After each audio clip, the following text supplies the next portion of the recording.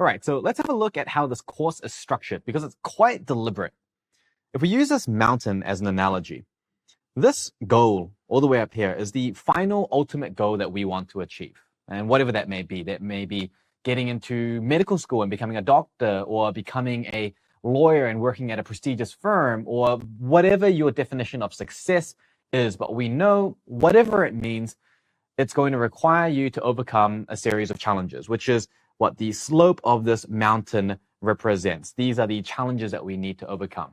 So we may not know exactly what challenges we need to overcome. We may not know the exact nature or even exactly how difficult it is, but we know at least that there are going to be challenges, and in order to overcome them, we need to have the skills by the time we encounter them. So for example, if we're walking along the slope and we hit this part, if we don't even know how to climb, then there's no chance that we're going to even make it halfway to the base camp.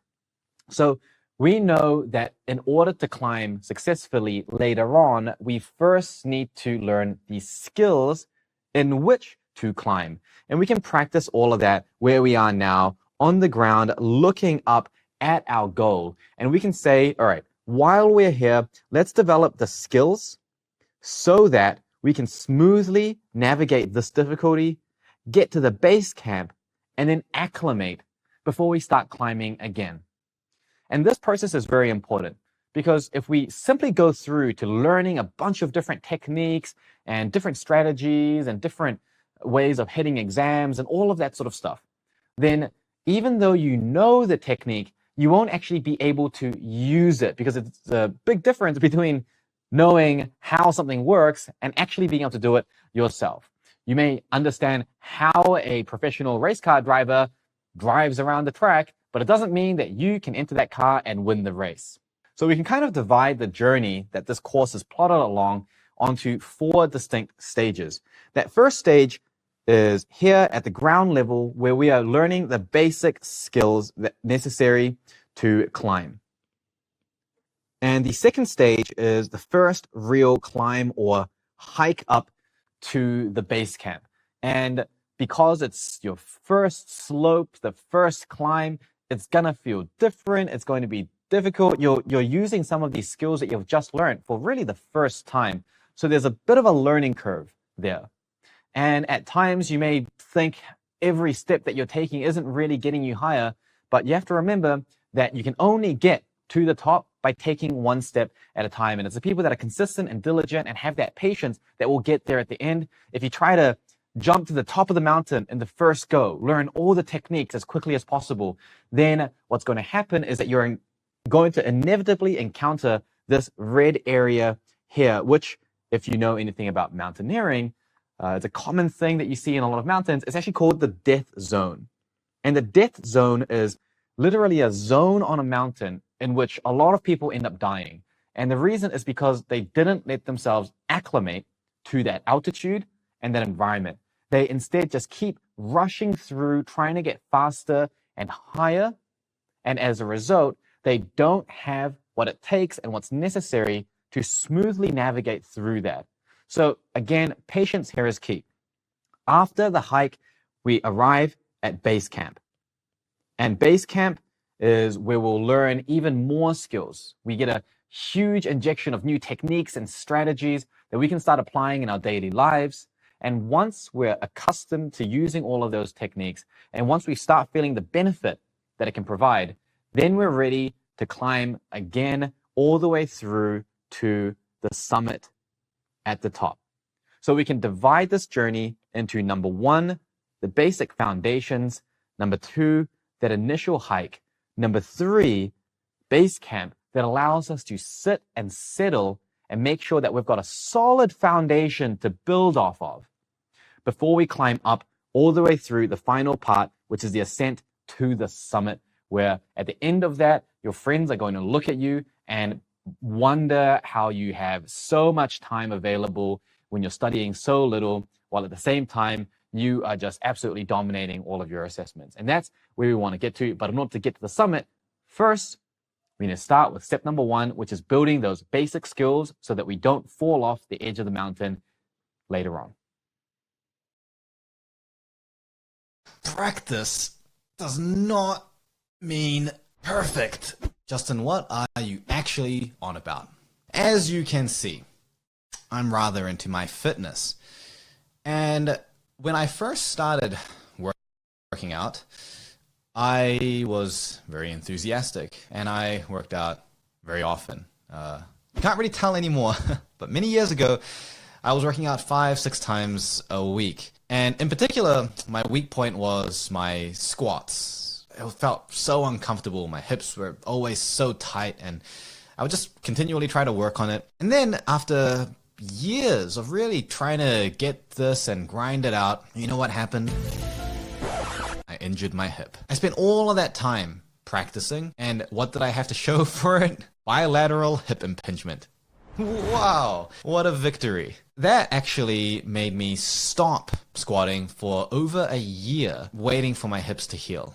And naturally, all the strength gains that I made in the years prior to that, 90% of it just wasted away because I couldn't work out anymore. I couldn't do the exercise because I was in pain. A year later, I started again, and it still felt a little bit niggly. And then about 2 months in, I re-injured my hip in exactly the same way. You'd think I would have learned, right?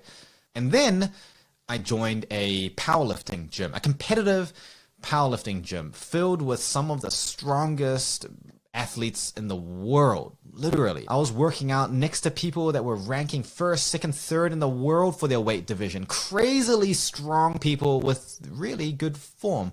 And I paid $50 for a coaching session from one of the members there. $50, not a lot of money. And in about 1 hour, I learned that my form was wrong and had been wrong for years. And it's not like I was just walking into the gym and just throwing weights around. I had watched dozens of hours of YouTube videos. I'm not even kidding.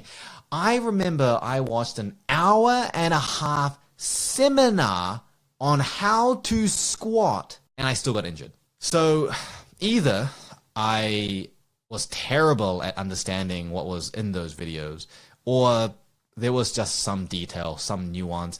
It required someone to see me and provide me with something that was a little bit more tailored and a little bit more structured. And so what's the point of the story? Well, the reason I'm telling you this story is to show that sometimes more practice just means you are more wrong. And at a certain point, if you're wrong enough, you undo all of the effort and all of the time that you put in, and fixing it could be as simple as just learning the right way to do it in a focused manner from someone that actually knows how to do it properly. So I'm going to teach you how to practice anything properly without even needing a coach next to you to do this. I'm going to teach you how you can never make the same mistake twice. I'm going to teach you how you can make all of those marginal gains. On that note, by this point, you need to be pretty familiar with marginal gains. You need to understand that marginal gains is an indication of progress. There may still be parts of you that are holding you back in terms of, you still feel like you're not progressing, or it's frustrating, or you're not really used to seeing the marginal gains, but you still have to have another part of you that's fighting that, the part of you that recognizes the small gains that you make towards your goals, the part of you that sees the marginal gain, sees the value in the marginal gain, is able to push through and motivate yourself because you know the marginal gain is there. And even if it doesn't seem outwardly to someone else, or to you, if you're not looking in that way, that there is progress being made, you know there is progress made because you have trained yourself to think in marginal gains. It is so important. It's why it's the first thing that we teach you. Well, one of the first things that we teach you. If that's the basis, the next question is, how do we make sure we are making the right marginal gains?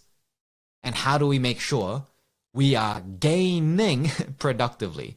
Because in theory, a 1% improvement per day seems all good. But how do you know that you're getting 1% in the right direction every day, as opposed to 1% better, 1% worse, 1% better, 1% worse, 1% better, 1% worse? Because if that happens every single day, you legitimately will not improve. And that is the focus of this lesson. This is one of the most important lessons in the entire program. It has been voted. We had a poll on this. It's been voted by thousands of our students as one of the most important, I think it actually was the single most important lesson that was voted for. It is a pillar of importance. If everything that we teach you is how to build and assemble your perfect racing car, this is the fuel that will power that car. Man, it's not even the fuel. It is the fuel. It is the tools. It is the material. It is your actual ability to create the car rather than just wish you could create the car. And I'm really hyping this up a lot. So let's jump into it. We're talking about a concept called reflective experiential practice. Again, riveting name in the educational field. I know. But it is a pretty descriptive process. It's reflective and experiential. One of the fathers of experiential learning is someone called Kolb. And now Kolb is an incredibly famous educational theorist, and he had some ideas that we now know in modern science is not quite how the brain works, but he came up with something called the experiential cycle, and it was novel enough that we named it after him. So it's called Kolb's experiential cycle, and for those of you that are involved in our community, now the light bulb is clicking. Oh, that's what Kolb's is, the thing that people have been talking about the entire time. Yes, we're introducing to you the fabled Kolb's experiential cycle. Now, those of you that are already familiar with Kolb's cycle, listen carefully, because the way we teach Kolb's is very unique. It is very specific for learning these particular cognitive skills that we teach in the program. We realize that the normal version of Kolb's produces a lot of very avoidable errors, so we created a very special version of it. Kolb's experiential cycle is easy to understand. And the idea behind this is that you have some kind of experience, you're going to reflect on that, you're going to figure out how you can do it better, and then you're going to try to do it better. And you're going to repeat that cycle until you fix the issue. Seems very simple. And actually, the core of it is very simple. So let me just lay it out for you so that we're all on the same page. And it goes like this. You can see that we have experience here at the very, very top. And the experience is whatever the experience you're trying to reflect on is. Often it's going to be a technique that you tried, or maybe it's a new type of method or some kind of experiment, something that you felt you wanted to test out, and it either went well, surprisingly well, or it didn't go well. Maybe surprisingly it didn't go well, or maybe you predicted it wouldn't go well and you gave it a go anyway just to see how you can improve it the next time round, which is, if you're doing that, that's a great mindset to have. Anyway, the experience is very, very brief. So you'd normally just write this down. Experience, I try to use a nonlinear note-taking technique in this biology study session. And it was quite difficult. Very simple, usually a one-liner. And the next part is we're mining and collecting data about this experience. So yes, we've said we've had this experience, but it's not really enough. We need more information about this experience to actually extract value from it. It's kind of like if someone comes up to you and they're like, hey, I really need your help. I'm having a problem. And you're like, okay, well, you've told me essentially nothing about this. How can I help? And the answer is you can't unless this person gives you more information. It's the same thing, except you're having a conversation with yourself. It's not enough just to know that there was an experience that went well or didn't go very well. In order to start doing something about it, so to improve it, for example, you need to get information about it. And here's the important part, is that the type of information that you get determines the type of solution you're going to create. Makes sense, right? If your data is really skewed and you're only getting information about this stuff, but there's an entire factor that hasn't been considered, then actually the true solution could be completely missed. So this is the second step, which is the reflection. So a way that I kind of think about this is we're really mining for the relevant information. So relevant information. And now there are many ways that we can reflect on a experience. And contrary to popular belief, not all reflection is actually positive. People will say, reflect more, right? Journal every single night. And I'm not saying that those are bad things, but it doesn't always make it a good thing. So for example, one of the characteristic signs of depression and anxiety is being very reflective. And in fact, there's sometimes too much reflection, and that reflection is not productive. So it's possible to reflect and for that to be harmful if we're not reflecting in the right way, extracting the right information. So if you're reflecting and all you're thinking is, oh, I screwed it up, I did badly, I did this, I feel like, terrible, why, how could I do this? If that's your reflection, there isn't any meaningful data to work with there. You can imagine that if you're in a solution mindset and you've got someone that's got a problem, and we're ignoring the fact that you need to be empathetic and all the other things, and most people don't want solutions when they come to you with it. But let's say for this example, they're saying, I want you to help me find a solution. That's what I want. I have this problem. And you say, okay, tell me about this problem. And they just say, oh, I feel terrible. I tried to do this and it just all went wrong. And I just found that it was so hard and I struggled with it. And this part was it was so challenging, and the challenge made me feel so anxious about it, and it was so just terrible. You don't have any information there to help you actually solve this because you don't know what went wrong. You know how they felt about it. They clearly didn't feel good about this. They felt terrible. But we don't have the information to solve this. And so this is where the type of reflection that we do is very important. And then on top of that, what makes it even more complicated is that our brain has these things called cognitive biases. And we'll add a little bit more information about that below the video for you to look into a little bit more. But the idea is that your brain is wired to think in certain patterns and shortcuts. And this has a survival advantage from an adaptation point of view. It's like an energy saving thing. It allows your brain to make judgments and decisions about certain things that used to be, and I guess in some cases still are, beneficial for us to just live in the daily life. But in some situations, it actually does more harm because it stops us from seeing things objectively. In a way, it biases our thoughts towards something. One of the big ones is confirmation bias. So if you already think something, if you've got a conclusion, you're more likely to seek out and interpret information in a way that confirms what you're already thinking. And so if you're saying, oh, I did this thing wrong, but the reason I did it wrong was because I was distracted at this time. Now, you may have been distracted, or maybe you weren't distracted. Like, it could have been something else. But if you come into it already being like, I already know what the issue is, it's because I was distracted, then when you're reflecting, you're going to be more biased to reflect about the things that support the fact that you were distracted. Even if objectively, truthfully, maybe it was something else, or maybe it was a combination of multiple things. And so therefore, your solution is also going to be biased or sometimes completely incorrect. Realistically, it's not really possible to overcome cognitive bias. And there's a lot of research done on this, and it's a very, very big field. People are looking at overcoming cognitive bias in every single industry, like pilots and medicine, like surgical fields. Cognitive bias in some cases is life or death. It's constantly being worked on. It's a very interesting field. But we know, based on the research that we've got already, it's not easy. There's so much complexity to cognitive bias, and fixing it does not seem like a simple, oh, you just do this and you can turn the bias switch off in your head. It doesn't work that way. One thing that we do know works is having a system or a structure that prevents the bias from occurring. So one thing that is used in air traffic control and pilots, through to the military, through to medicine, these high pressure fields where mistakes are very costly, there are systems, protocols, and checklists. And the reason is not because the surgeon doesn't know how to set up an operating table for the 7,000th time. It's just in case. It's just in case. And so we're doing the same thing with Kolb's. So you'll see that we've got a tool that's there to help you. We've got some resources and some templates. And you'll see that there are certain questions that are asked of you in the reflection.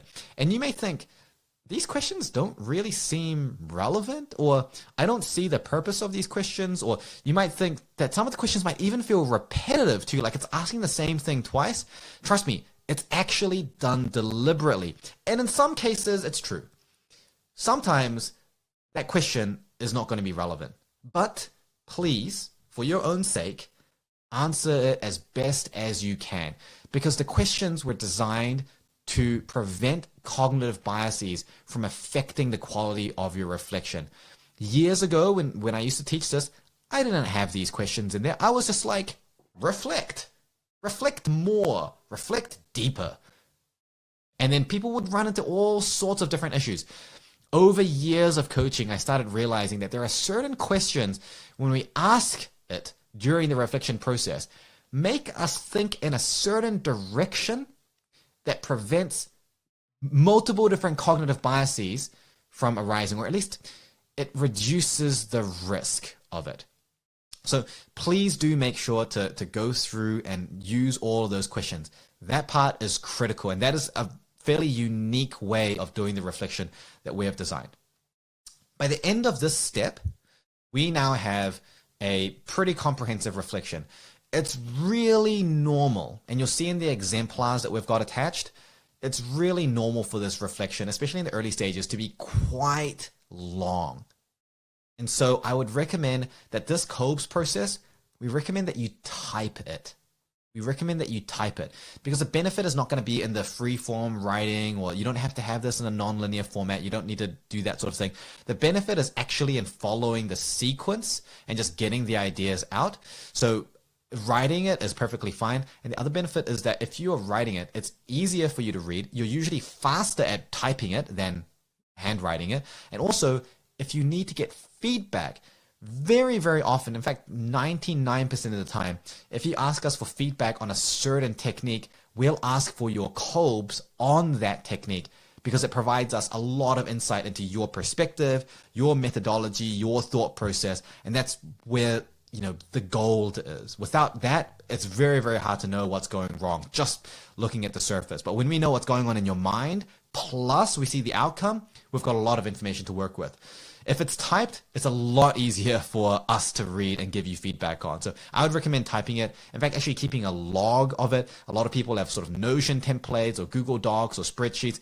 Doesn't really matter what app or software you use, just keep it documented. So we've got this reflection, pretty long, pretty broad, covering all of those points, trying to get into that critical depth. The next step is abstraction. This is figuring out what is going wrong at the root cause. So it's the reflection was about mining the experience for the relevant data and information.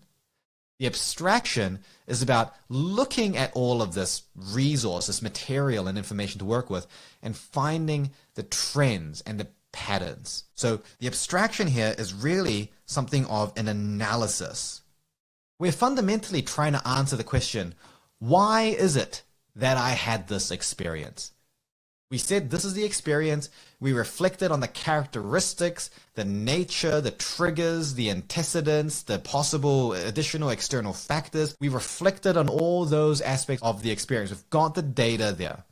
We're going to look through that data and say, okay, based on this information, what is the root cause reason that I had this experience in the first place? And you do not have to be correct.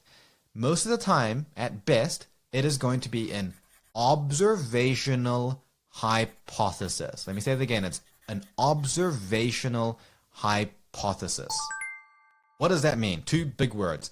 Hypothesis, as in we're sort of making an estimate, we're making a prediction, we think it could be this, but we're not sure. It's kind of like an idea in a way, and it's something that we need to test. Hypotheses are things that we need to test. What's the observational part? This is critical. We don't want our abstraction to be theoretical. A theoretical abstraction is when we've said, okay, so here's the experience that I had, and I think it's because of this. So I reckon it's because of this. We don't want to start thinking and pulling ideas out from just what we think or what we believe because of two things. Number one, we're fully subjected to our cognitive biases then. There's no system or filter that stops us from just thinking it's because of something else. And often when we see theoretical abstractions, what we see is that the reflection and the abstraction are like completely separate. They've reflected on all this stuff, and then out of the blue, they're like, oh, but I think it's because of this. And it's like, there's no evidence to show that in the reflection. All the information about this experience does not lead me to suggest that this is the real issue. So it makes us much, much, much more error prone, significantly more error prone, to the point where it's kind of, in a way, a waste of time doing it that way. And the second reason is because it's unlikely that the thought that you have is going to be accurate if it is a complex problem that you're facing. because the thought or the idea you have is always going to be limited by your own insight. So you will only be able to think of ideas based on what you already know. But if the root cause of the problem is something that you have yet to discover, then you would never be able to think of that in the first place. You see, it's a chicken and egg situation. This is a reason we want to be observational. We want to look through the reflection and look for hints. I felt this way when this and this happened. And then I felt this way when this thing happened. And then you'll see in the abstraction, the questions that we ask of you in the abstraction section, they're geared towards helping you find and extract all of those patterns. We're looking for transferable approaches, perspectives, beliefs, habits that you have that made that reflection occur, that made that experience that you reflected on occur. These are trends in your behavior, trends and patterns and habits in the way you tend to engage in that type of experience that led you to this. If when you're doing your abstraction, you do not feel you have enough information from your reflection to find trends and patterns, you need to go back to your reflection and fill it out even more. And again, it's actually very normal for your reflection to be quite long initially. It's also very normal for this entire process to be very time consuming when you first start. There are some people that say that the first time they do that, it takes them hours. It's not a good thing that it takes hours, but it's one of those necessary evils. Like, this is such an important skill to learn. If you did not learn how to do this correctly, the detriment it would have on your rate of improvement, it's not comparable at all. I mean, there are some people that are really bad at doing this. They are progressing literally 10 to 20 times more slowly than someone that is doing this diligently and doing it well. Enormous difference. Like, there are people that within 1 week solve problems that take other people months. Completely not exaggerating here. It's such a powerful technique that even if it does take hours, I know that in reality that's very, very difficult to sometimes fit that in, and you might only be able to do that like once or even twice a week. But I would still recommend that you do it. It will get faster. You'll get better. And eventually it should only take 15 to 20 minutes at most. But for a while, it might take longer. Then as you get used to thinking about it in the right way, it just gets easier and easier to just pinpoint on the exact things. And actually, at a certain point, you almost don't even need to do this anymore but I'm talking about, this is like years. Once you've been doing this, I did this maybe 2-3 times a day for 4 or 5 years before I just stopped doing it. I'm not saying that you need to do it for that long. No one coached me on how to do it. I was figuring out a lot of things. For you, you might only have to do it for like 6-9 months, a year, a couple years. But at a certain point, you will naturally start thinking about difficulties in this way, where you will be able to do this entire cycle just literally during the experience, because you're just naturally thinking that way because you practice it so much. But like any habit, requires a high volume of practice. Anyway, coming back to the extraction. So we've got the experience, we've got all this information, we're finding trends, we're observing, we're seeing how we can find all these patterns. If we can't find these patterns, we need to go back and add more information to the reflection until we can start seeing that trend and seeing that pattern. If you're getting stuck at this stage, if you really can't see any patterns, the issue is with your self-awareness. Self-awareness is the step before being reflective. Self-awareness is being able to collect data in the moment, in the experience.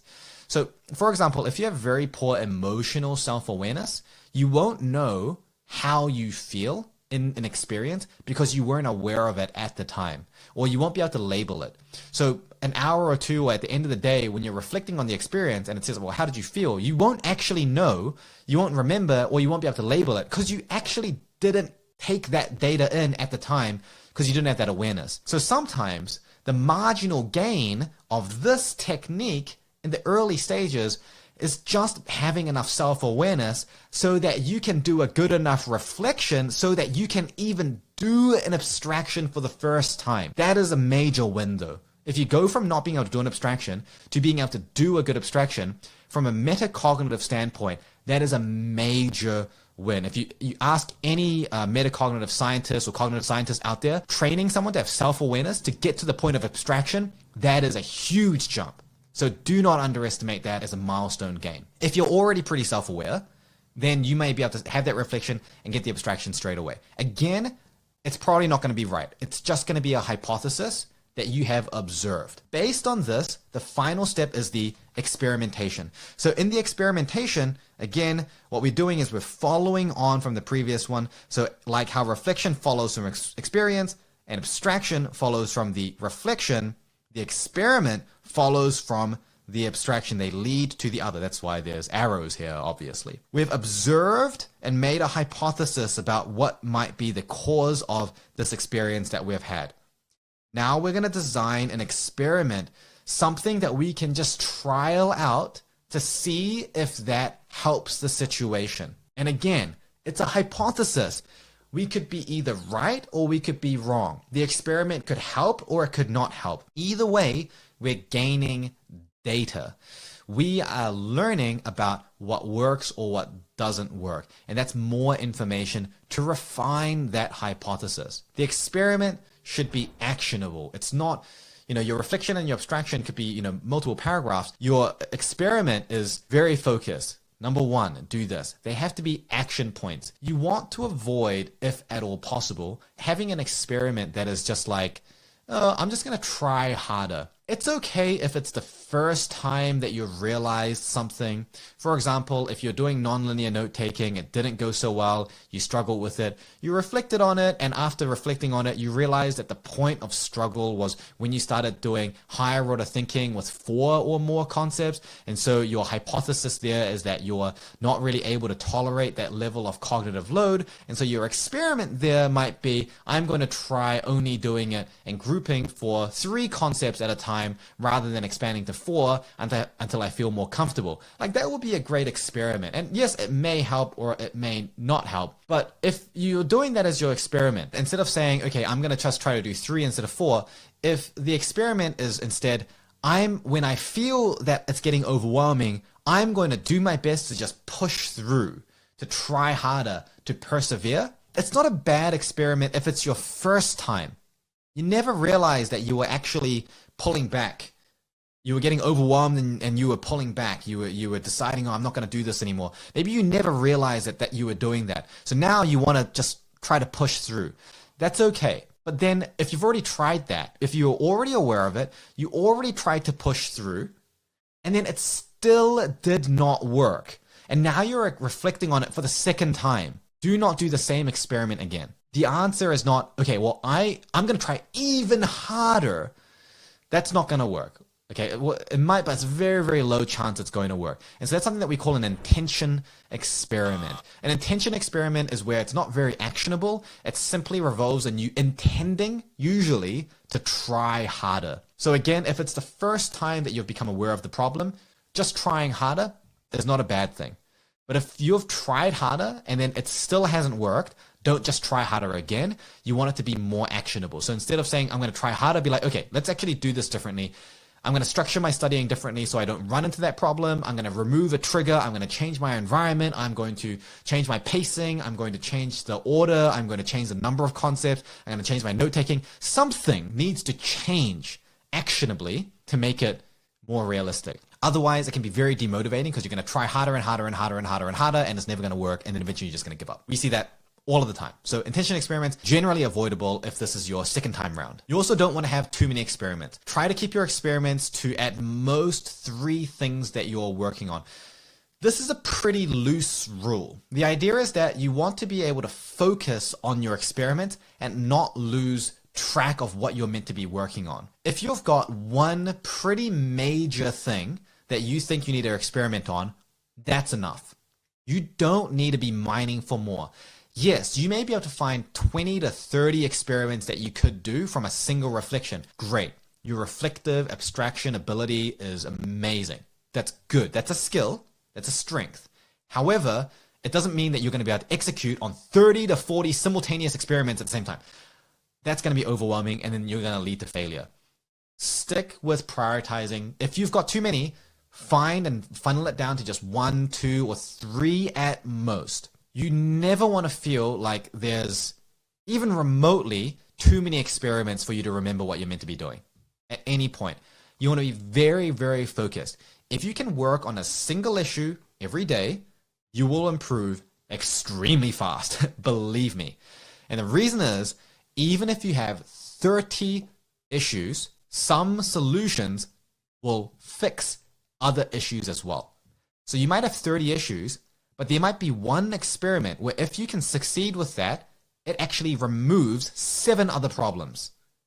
So it's not like you've got 30 things that you need to work on, and therefore it's going to take you like 30 months to work on it, one thing per month. You might have 30 things to work on, and in the first month, you might be able to crack out half of that list with 6 experiments. So it's very hard to predict that, but what we can predict is that if you overload yourself, and again, we call this experimentation overload, you are not likely to be able to succeed on all of them. You know, it's that saying, you know, you chase 2 hares and you catch none of them. You try to do more than 3 experiments, all of them are likely to blow up in your face. The only exception is if those experiments are very, very easy to do. Like, they are effortless for you to do, like optimizing one thing in your environment. That's the type of thing where once you do it, it's just done. You don't like, it doesn't take effort to continually think about doing it. If the experiments are super easy, then you can do more than 3. But even then, more than 5, and I'll be like, oh, it's a red flag. Try not to go there. If at all possible, keep your experiments narrow. The next part is the arrow between experiment and the next experience. This part in itself is the secret part to Kolb's. Kolb's experiential learning cycle. It is a cycle. One of the biggest problems that we see is something that we call non-cyclical Kolb's. Why is the cycle important? The cycle is important because you're testing a hypothesis. If you test a hypothesis, you think this is the reason something is going wrong.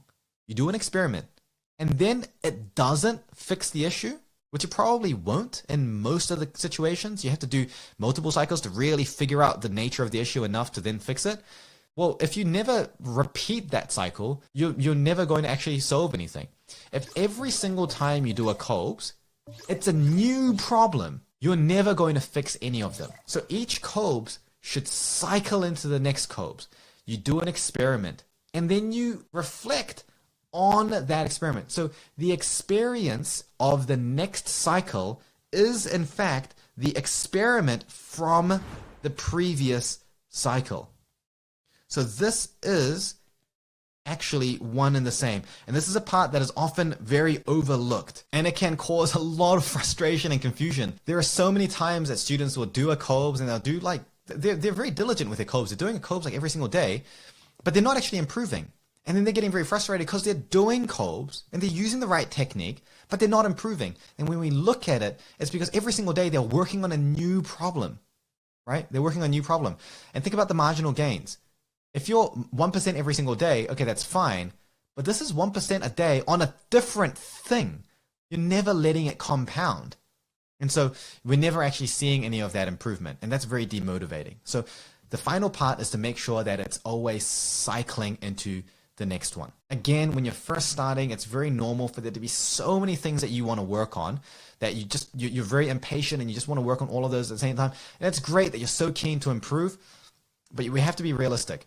There is a limit to how much you can do self-development at any given time. Otherwise, the trick would just be like find 1,000 things for you to work on and just fix them overnight. Like, we know that's not going to work. So where's the line? Can we do 100 things at one time and fix them? Probably not. Can we do 20? Probably not. Can we do 10? Probably not. In my experience, more than 3 is where it starts becoming overwhelming. And honestly, most of the time I'd recommend 1 or 2. When I do one-on-one coaching, most of the time when I leave the student with some action points to work on, I'm only giving them 1 or 2 action points because those are the most important things for them to work on. So there are a number of common mistakes that people make with doing Kolb's because of the fact that what we're doing is so precise, and it's there's so many YouTube videos and resources out there on Kolb's experiential cycle. But if you look at the way that we teach it versus the way it's taught there, you'll see it's very different. It's not that they're teaching it wrong. It's just that the version of it we're teaching is quite specialized for our particular purposes. And as a result, when you're trying to learn the skills that we're teaching, this is frankly just better. So trying to do it in such a precise way, there are some common things that can occur. So I'm just going to address some of the most common ones now. The first thing is in the experience.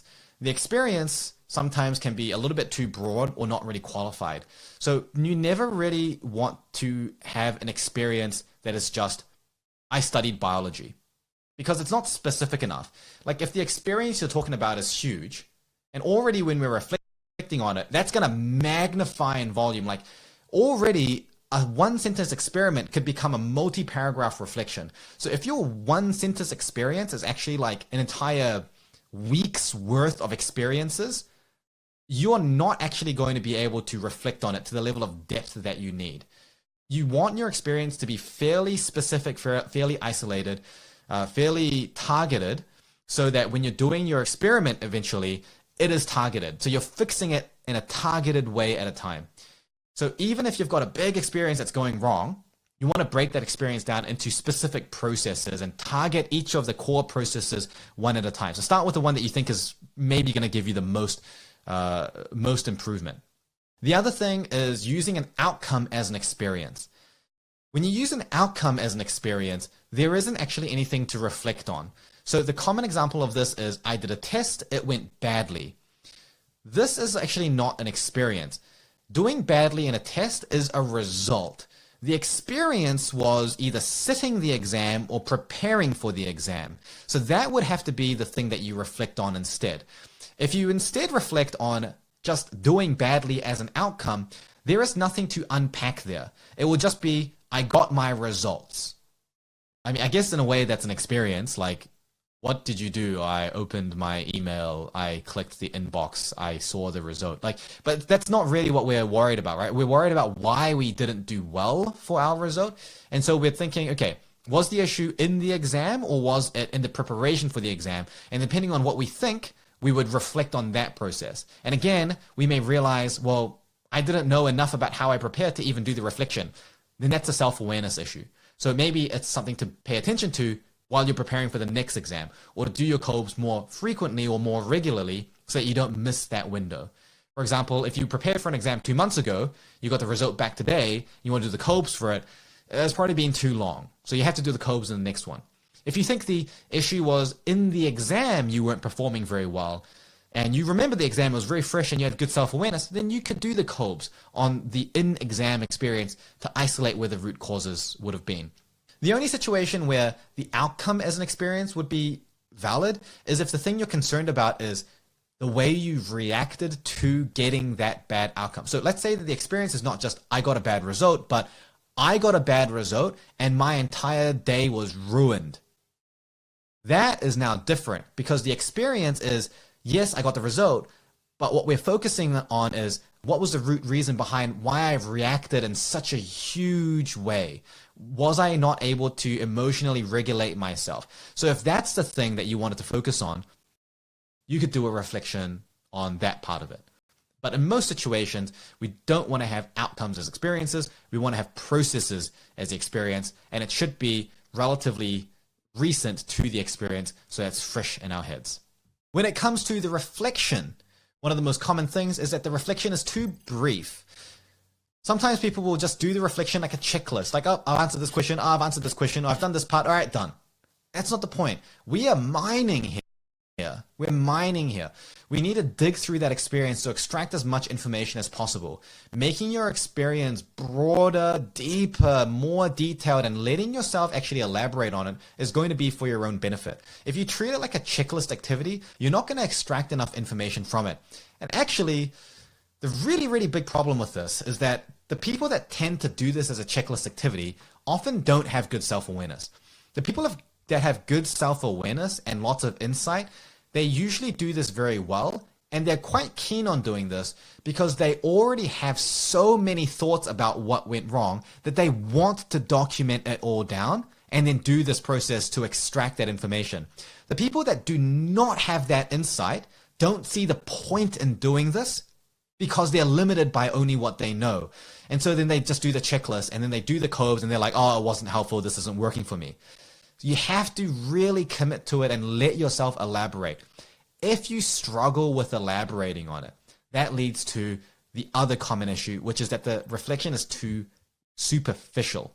You can have a long reflection and it could still not be meaningful. The example that I gave in the initial video where someone is just being like, oh, I feel terrible, I feel terrible, I feel terrible, but not really talking about the process itself, that would be an example where it could be long, but not very helpful.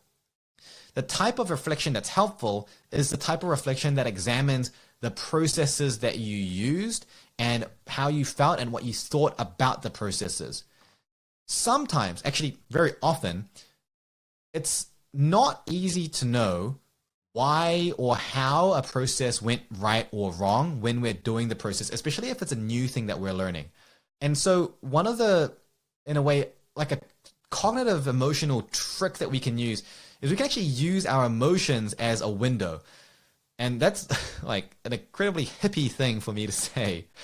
Use your emotions as a window to your soul. But no, really, sometimes we have an emotional response to certain cognitive processes that are just below that level of consciousness. Like we're not really sure about what's going on. However, we do remember we had this weird feeling about it. Like we didn't feel comfortable with it. It was kind of difficult. It made us a little anxious. It stressed us out. It was quite challenging. We felt quite frustrated. It's often easier to remember the feeling and then use the feeling as a springboard to try to dig into what was the process that made us feel that way. And then that can actually indicate where the problem was. It's like a marker, an indicator. We can follow that indicator to try to see where it takes us, like a compass, for example. Emotions can be an easier thing to reflect on when we're using a brand new process. So I know, again, some people, and I don't know, in the most not sexist way, I find this a lot more with males, especially young, like teenage boys, the tendency to not want to really dive into the emotional aspects of it and things like that. It feels very like wooey, and I know, but it's actually really important because it can be a great indicator to identifying the metacognitive processes that help us to improve. When it comes to the abstraction, the most common issue by far is being too theoretical rather than actually observing through the reflection. Another common issue related to that is the abstraction is not an observed hypothesis, but instead it is simply more of the reflection. This often happens when there wasn't enough information in the reflection to find those trends, and so we kind of end up rambling on in the abstraction. We don't really want that. If there's not enough information, we want to go back to the reflection and pad it up, and then make sure that the abstraction is quite focused. Boom, boom, boom. These are the reasons. These are the thoughts that we have around why we had this problem. These are the trends and the tendencies that I've observed in my behavior and my approach and my strategy. You want to make that relatively clean and fairly concise so that your experiment is easy to follow. You don't want to have this huge big jumble to try to craft an experiment from, because that alone is going to be quite challenging. In the experiment, the common issue here is that the experiment is often there's too many of them, or they're not targeted enough, or they're too intentional rather than being actionable. However, in most cases, the experiment is fine if the abstraction is fine. When there are problems with the abstraction, we have to end up just like making things up for the experiment, and that's where it falls apart. So it might look like the experiment didn't work, but it's actually because the abstraction wasn't observational. It was too just like random ideas here and there. And the final issue, which is the fact that it's non-cyclical, this is another very common problem that occurs with. Now almost covered this holy trinity of self-improvement and skill development.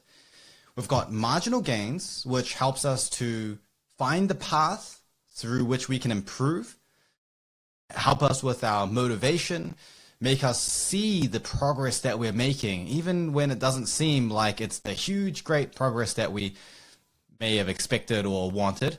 And then we've got Kolb's, which is the actual method through which we are making those gains and stacking and compounding those gains in a cycle. So if you were to zoom in on that marginal gains curve, you would actually see multiple cycles of Kolb's going up and down to track that improvement curve.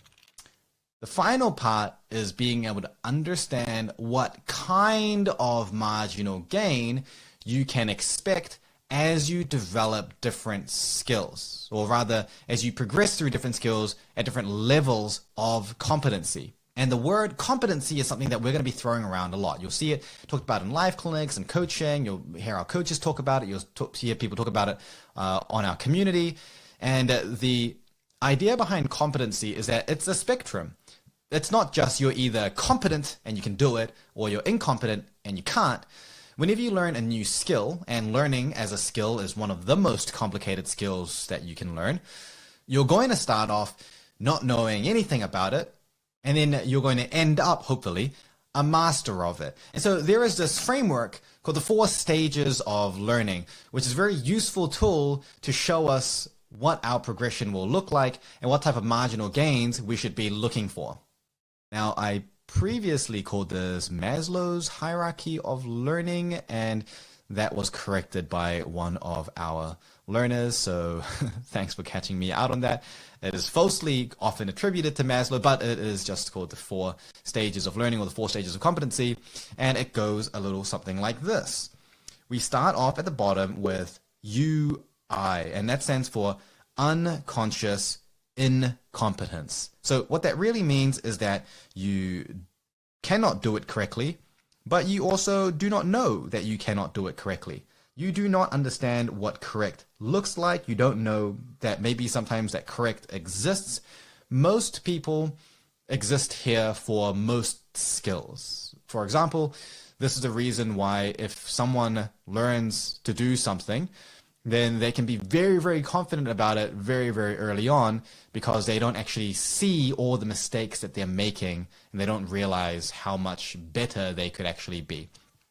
Unfortunately, sadly, when it comes to learning, despite I guess everyone having gone through an education system for a decade plus normally, they still have unconscious incompetence when it comes to learning skills and learning strategies, because the stuff that is taught in schools is often very outdated, or it simply doesn't work, or is just not taught at all. So most of the time, people are picking up these skills in a very sort of DIY way, where they're just seeing their friends, they're watching some videos they're putting random things together, and they're creating something, but they don't have a good understanding about what correct and optimum actually looks like. They just have an idea about whether it kind of works for them or kind of doesn't, but there's no comparison. There's no standard there. So this is in a way the hardest place to be, because you don't actually know what correct looks like. And then if this is combined with overconfidence, that's incredibly dangerous, because now not only are you unaware of the fact that you're not good at it, but you also close off to the fact that you could be good at it. And an interesting thing that I've started to do in seminars and workshops to break through this, and if you're listening to this thinking like, yeah, this is applying for everyone, but it doesn't apply for me because I'm special, or whatever reason that you may think that these skills are actually easy for you while they're not easy for everyone else, I want you to think about this. Do you think the version of you 10 years from now would be more efficient and have learned more about how to learn effectively than the version of you today? I mean, assuming that you are interested in this and you keep trying to explore it. Like, without this program, do you think that you would be better in 10 years than you are today? If the answer is yes, it means that you already know that there are things that you don't know. The idea with the program is that we're just kind of teaching it to you all in one go. And probably we're teaching you more than you would learn through your self-discovery in 10 years. Because it took me 10 years just to go from a point of understanding the research and then training it to people consistently, let alone actually, building the entire system for it. When I did this essentially close to full time for the last decade. So unless you're planning on spending that much time to figure it out for yourself, in 10 years, you probably won't actually learn all of these things. So unconscious incompetence is where we start from. The next part is CI, which is conscious incompetence. And this is the threshold at which we can really start making improvements. So I'm actually going to do this one in green, because even though we are getting it wrong, we have insight into it. We can see that we are doing it wrong. That's meant to be an eyeball, by the way.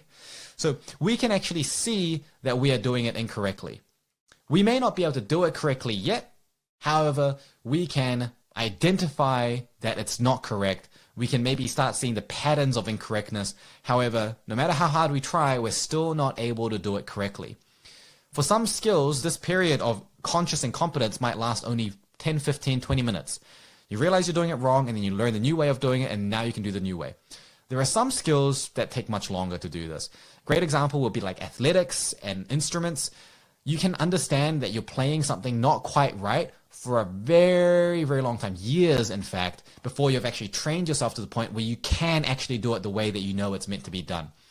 It's the same thing with learning and cognitive skills. There are some learning and cognitive skills, especially in deeper in coding, that you may know how you're meant to be able to do it, but when you actually try to do it, you're just not getting that kind of result. It's not clicking for you in that way. But it shouldn't take you years. Normally, those types of things, halfway through the program, you should be able to get a lot of those things clicking. That will be around sort of that 3 months, 4 month period of your journey, maybe. Conscious incompetence, we're starting to see that we're doing it wrong and we're aware of it. And then conscious competence is where everyone wants to be at least, because this is the point at which we are able to do it correctly if we apply effort. This stage is actually very wide. So this stage is very wide, and then this stage is very wide. So there's a difference between being able to do it correctly and then being able to do it correctly and consistently and easily. And all of that spectrum falls within the single band of conscious competence. So if we look at the lower level of conscious competence, let me just expand this out a little bit. We expand that out. The lower level of conscious competence would be it takes a lot of effort and we do not have very good consistency. So for example, if we tried it 10 times, maybe we're only successful 2 out of those 10 times. But we can do it correctly. We just can't do it correctly very often. All the stars have to align, and it takes a lot of concentration and a lot of effort.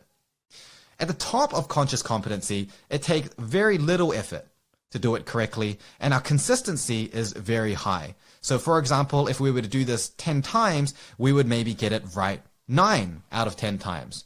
So at this point, it's almost like second nature. It's almost a habit. And you can imagine that for some skills, to go from here at the bottom all the way through to the top here can take a long time and a lot of practice and a lot of reflection and a lot of what was that? What did you say? Yeah, colbs. Yes. A lot of colbs and marginal gains to get there.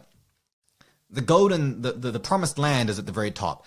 Unconscious competence, which is this UC. And then here we're doing it correctly. So here we're doing it correctly and here we're doing it correctly. And it is a habit. It is a second nature. The effort that it requires is minimal or almost none. In fact, at this point, it would take us effort to do it incorrectly. So the way that we used to do it all the way back down here when we were unconsciously incompetent or consciously incompetent, it would require us effort to actually do it that way again. And that's where we want to be. We have now rewired our brain. We've undergone neuroplasticity. We've made forced neuroplastic changes. We've done cognitive retraining, whatever we want to call it. We have developed a new habit, and that's the best place to be in, because now it's not taking extra concentration to do it. We can start adding more techniques. We can start refining it even further. We can keep building the system.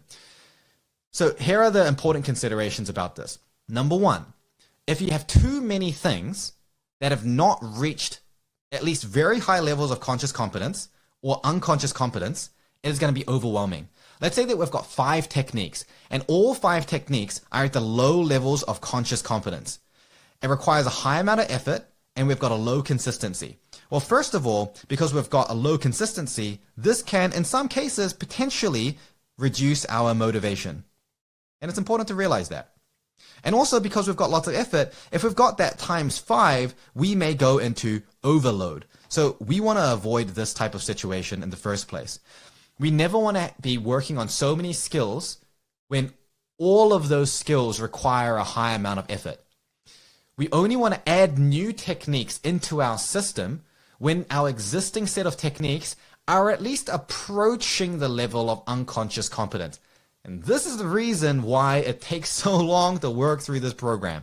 It is not just because we just love, wasting your time, or we want to hold you into this program for as long as possible. We are trying to get you to develop these skills as quickly as you can. It's just that it takes time because it takes time to develop new habits. We don't want to say, here are 44 new tech. In fact, okay, that's funny because the very, very first time I ever ran, it was actually a time management workshop. The title of the time management workshop was 48 hours in a day.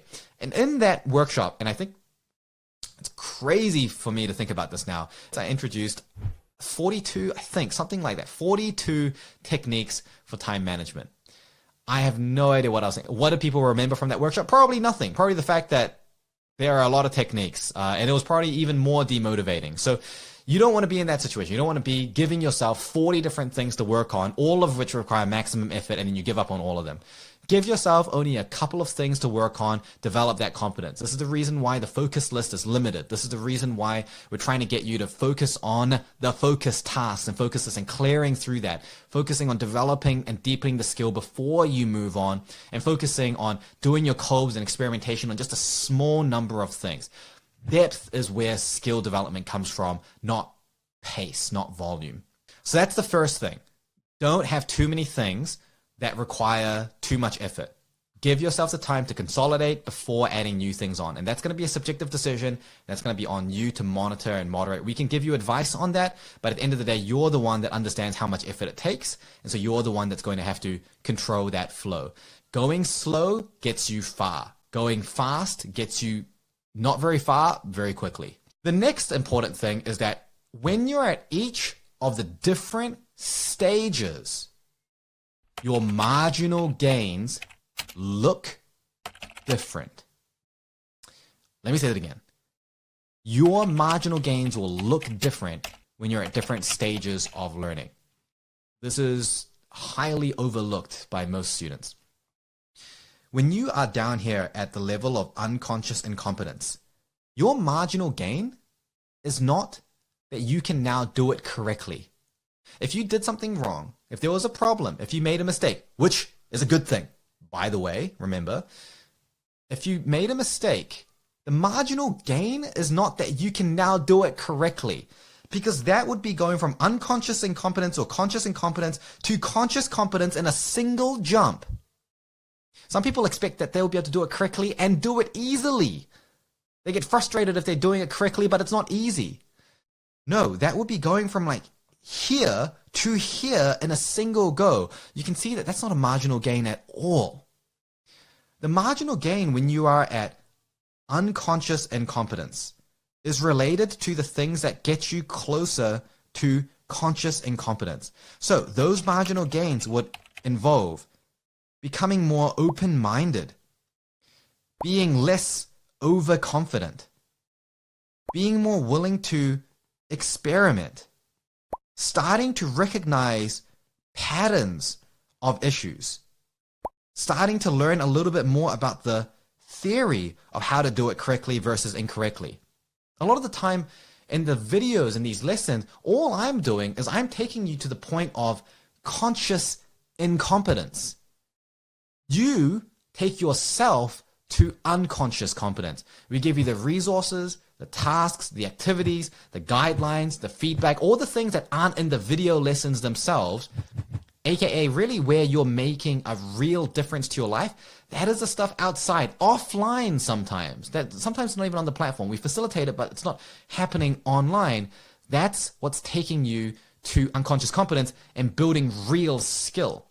In the videos, I'm trying to show you what's wrong and how to do it right theoretically. Then when you're reaching into conscious incompetence, now your marginal gains are about being able to recognize your own mistakes more consistently.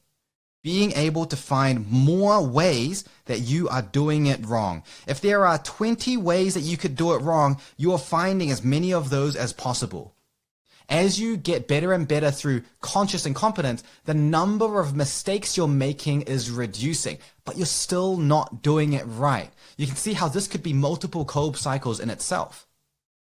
And then at conscious competence, you are now working through here. You are lowering the amount of effort that you need and trying to build up your consistency.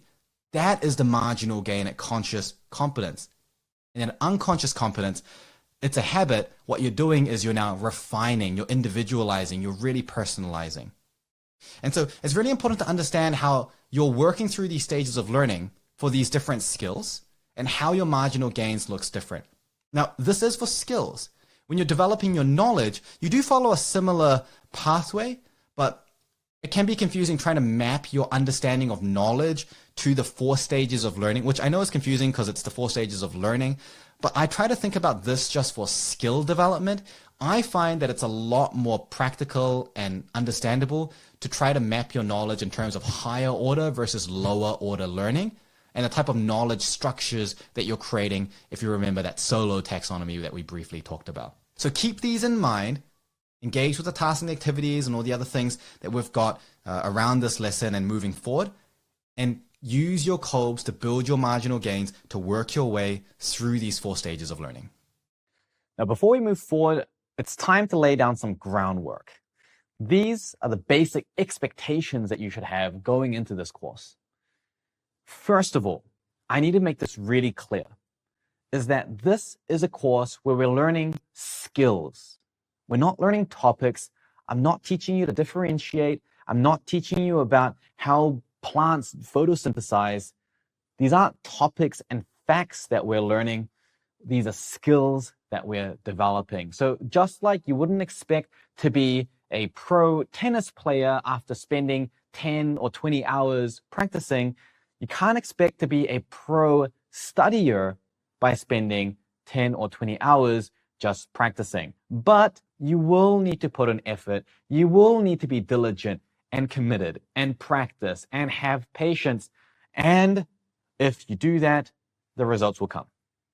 However, it's not an instant fix.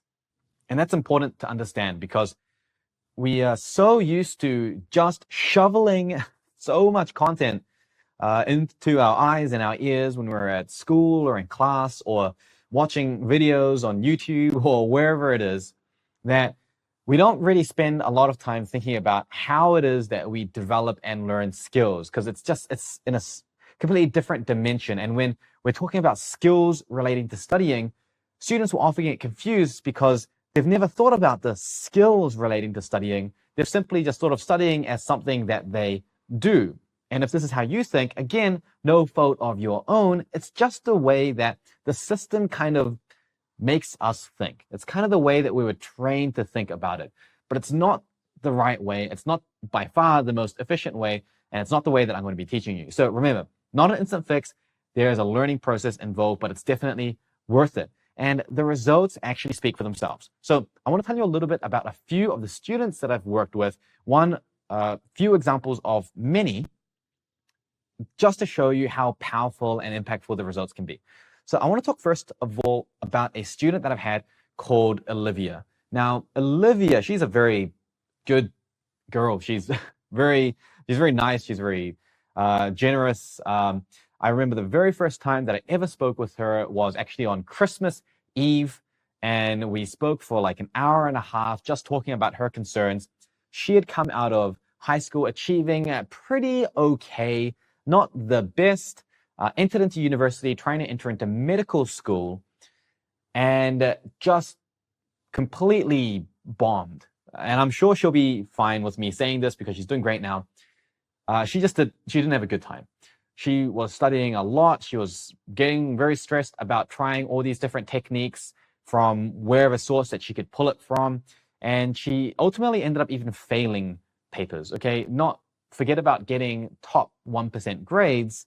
She actually ended up failing papers. And she did this process of trial and error for 4 years.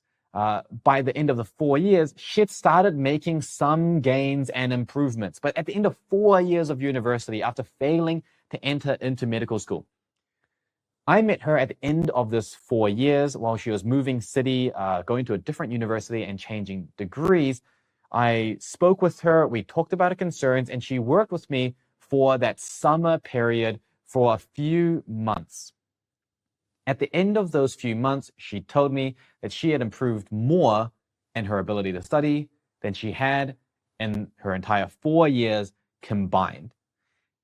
Fast forward several months, And Olivia has ended up achieving almost 100% A plus results, 90% and above results for all of her assessments for every single paper that she sat at university so far, achieving results probably within the top 1% of students. So again, this is a student who was, until very recently, was even failing, started applying the right techniques, and now is achieving results that other people are slaving away trying to achieve, and it's easier for her now than it ever has been. And by the way, Olivia also has dyslexia.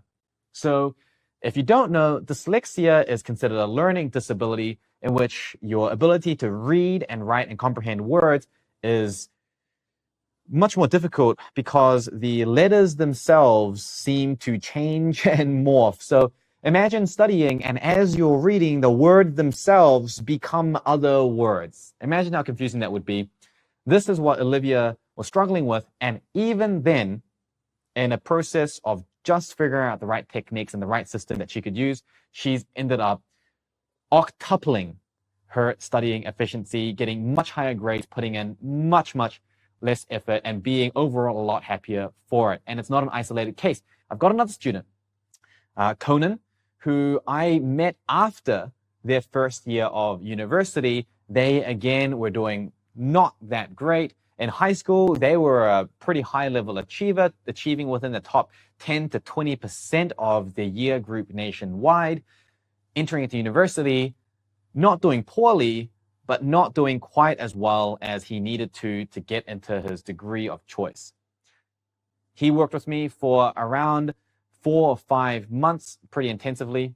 And at the end of that, this is now coming to 3 years of time in university after that process, I believe he's actually received A+ for every single paper he's ever sat, which is probably in the top 0.5% of students nationwide. So again, it's a pretty significant result where he is, in fact, he actually messaged me last night saying that he received another A+, another 90% and above result, scoring in one of the most difficult papers of his entire degree.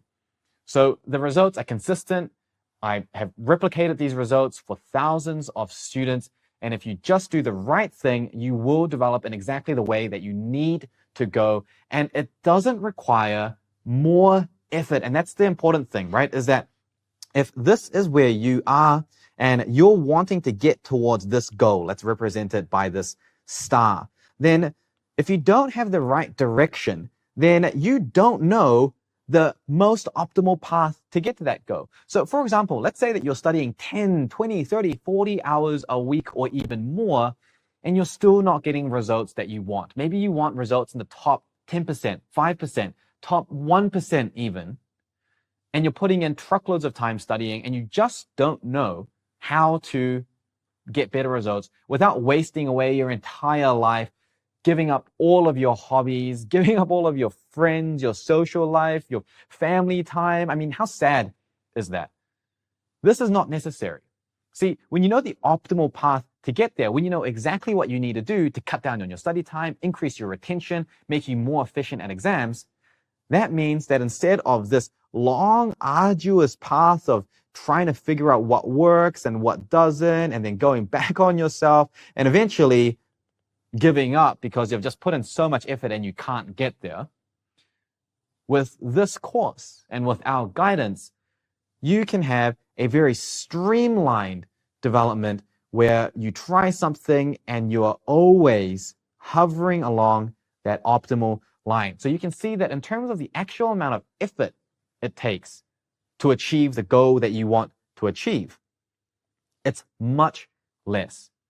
But the thing is that people don't realize that because they think that time invested in developing the skill is for some reason not as worth it as time invested into just studying a way that they know does not work. But if you stop and think about it, it doesn't make sense. It doesn't make sense because you already know that it doesn't work. You already know that it's not going to get you the result that you want to get. And even if it does get you the result you want to get, you know it's not the life you want to live to get there. So it just doesn't make sense for us to be doing things the wrong way again and again and again to try to get this result.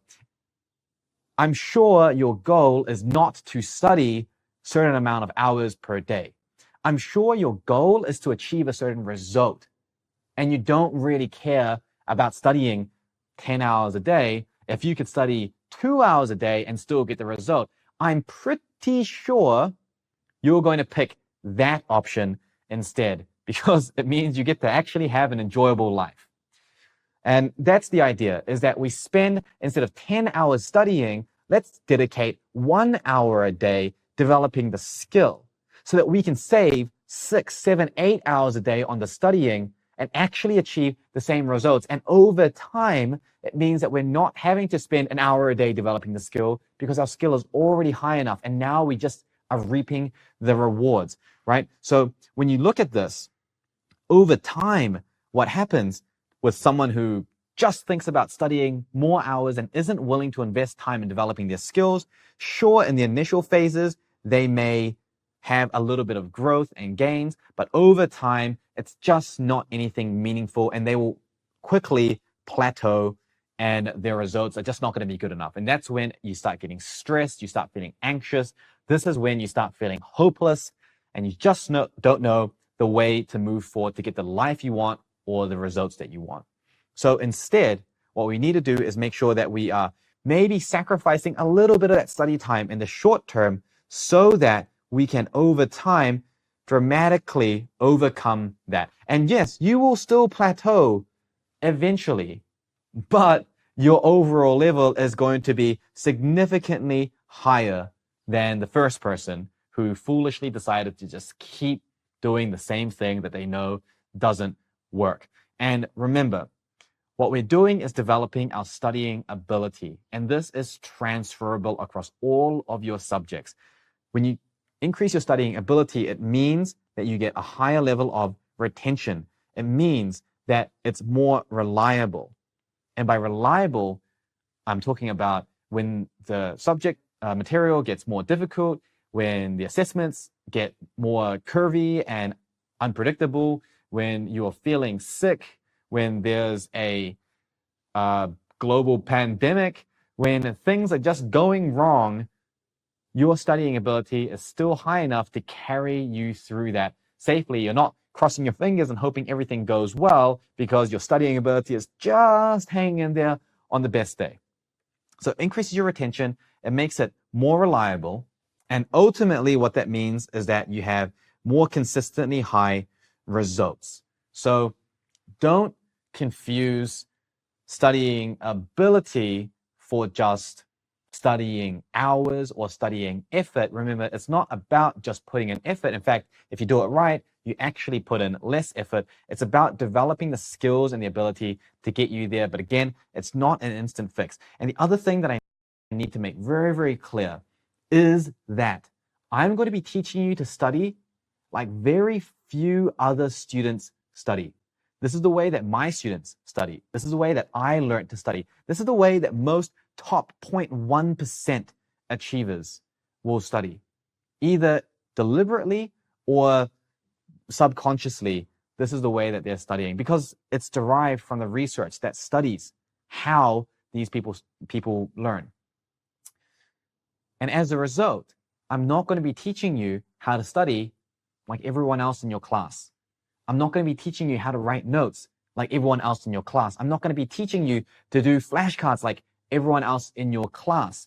I'm going to be teaching you a way to study that bypasses the need for that is above and beyond that, which means that it's going to be very different. While everyone else just has different flavors of vanilla, you are going to be sitting there with your chocolate.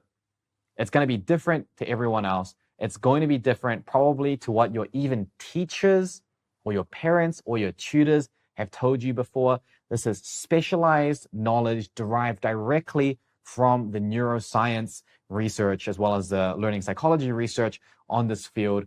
So don't expect it to be just the same as everything else that you've learned and heard here and there. I can guarantee you that this method of studying is going to be vastly different to what you've encountered in the past, unless you already happen to be in the top 0.1% of achievers using a system like this. But that's statistically less likely. And even then, I am sure you will still be able to gain a lot from this course because of the way that the entire system is set up to support you. But at the end of the day, despite all of this great material that we're going to teach you, the techniques and the strategies that are going to change your life, despite us giving it to you, we can't make the horse drink the water. It's still up to you. It's your responsibility to take ownership of your progress, to be the one that takes control of your situation, that applies the techniques, that seriously practices it, that does the assignments that we set and the homework that we set for you. You need to be the one that takes it seriously, to do the work. If you have questions, it's up to you to ask us your questions and help us help you figure it out. And ultimately, the ownership on making the use of this great resource is going to be on your shoulders. So reach out to us. We are here to help you succeed. And we care a lot about helping you succeed. And you will realize that we care a lot because we are very responsive to your questions, and we're always encouraging you to engage with us as much as possible, because the more you succeed, the better we feel, because you are the type of student that we love working with. So engage with the course, be open-minded, engage with us, the I Can Study team, and together, let's smash your studying ability way out of the park.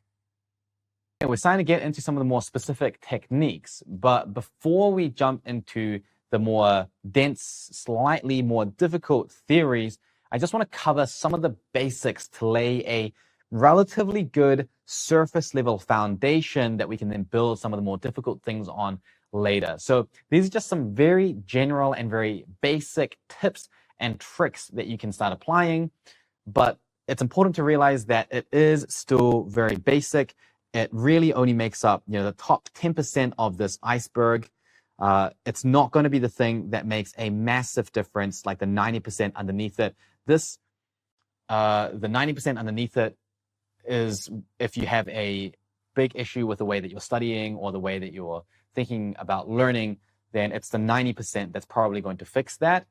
The top 10% is just some basic stuff to get some of those gears turning initially. But again, it is all very basic. But I think what you're going to recognize when you get into it is that these tips are almost held on this pedestal, like a holy grail of studying techniques that every YouTube guru or your family friend, or you might have heard through word of mouth, kind of pitches it like this is the be-all, end-all of studying techniques, and this is where it starts and stops. But really, it is just very basic stuff. And the reason that these techniques are kind of hyped up to a lot more than they should be is because this is the stuff that's just really available on the surface that people know about. These are the really easiest, most basic things that are easy to share through word of mouth. You can explain it in a couple minutes through a YouTube video. So as a result, these tips end up being pretty commonly known, but they're not the most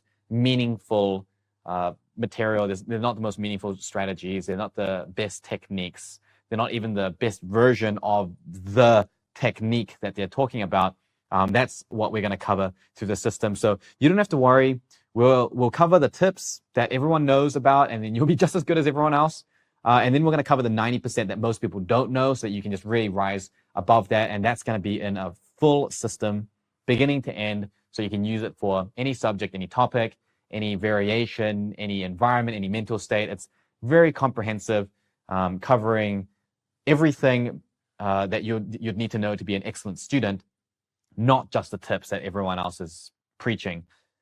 And the other thing is that the systems that we're going to be teaching you, these are, especially the 90% underneath, these are the things that are fundamentally evidence-based, which means that it's based on the research on neuroscience and psychology and learning psychology and how all of that works. So they basically work for most people, as long as you're a human being watching this, which presumably you are.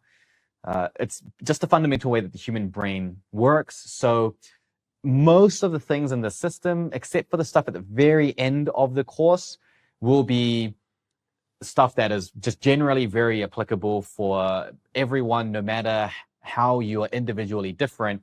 It's kind of like your brain is still 99.9% the same as pretty much everyone else's brain, and this is what it's taking advantage of. And that final 0.1% of modification, I'll introduce that nearer to the end when we can really start adding a little bit more of your individuality into your studying technique. But for now and for the immediate future, just focus on these foundations because it's what works for pretty much anyone to get them to a really high level and really, really solid foundation of effective and efficient learning.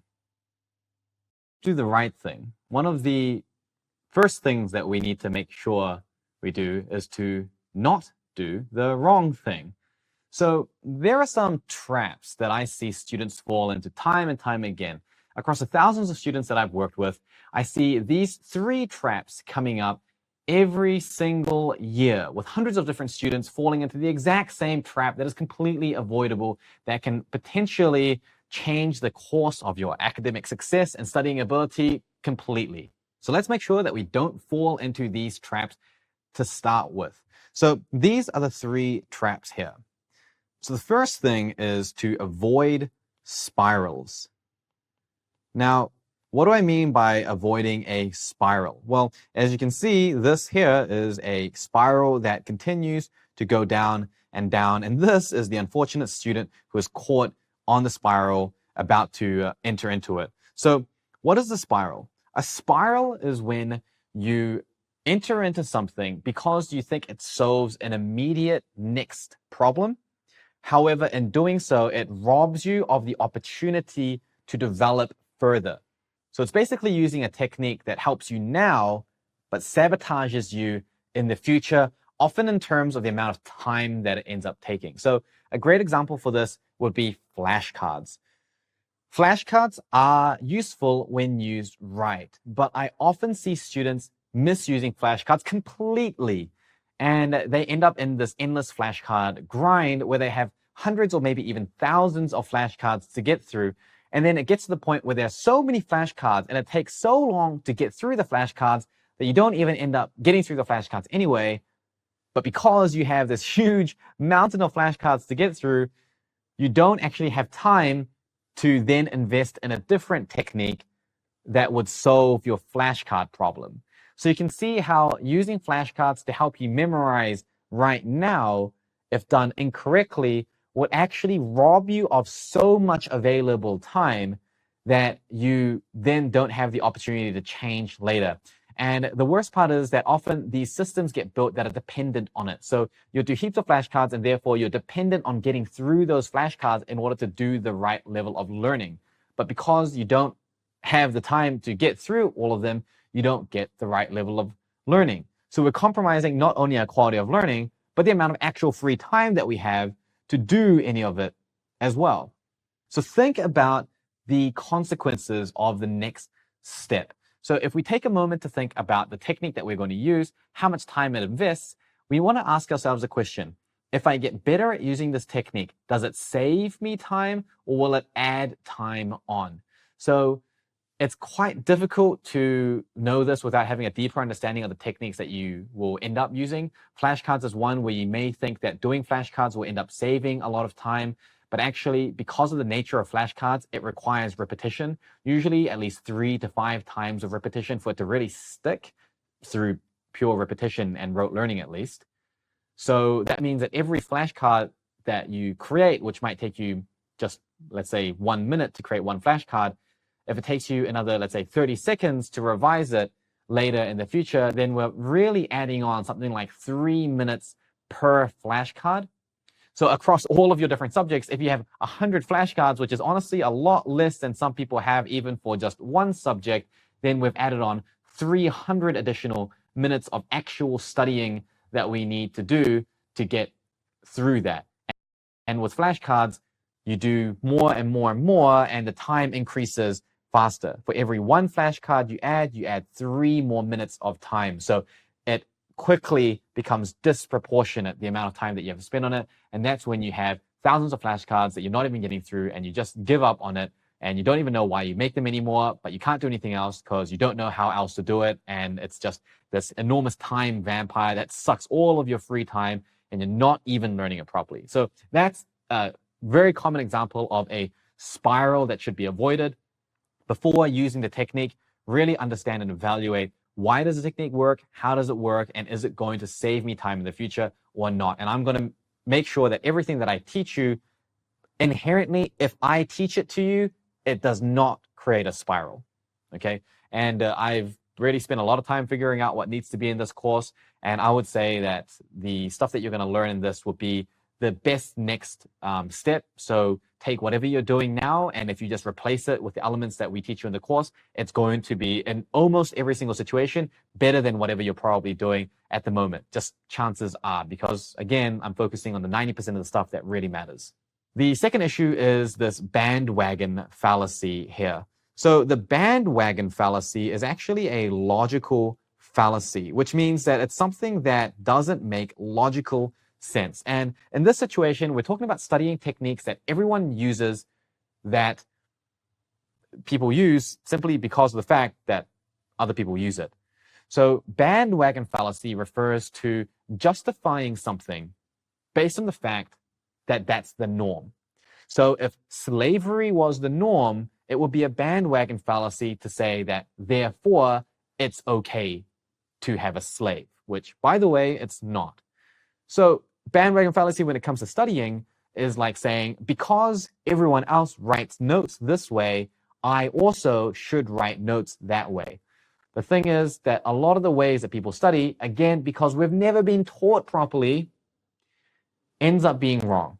And so again, the way that I'm going to teach you is very different to how you may have learned in the past or techniques that you might be aware of.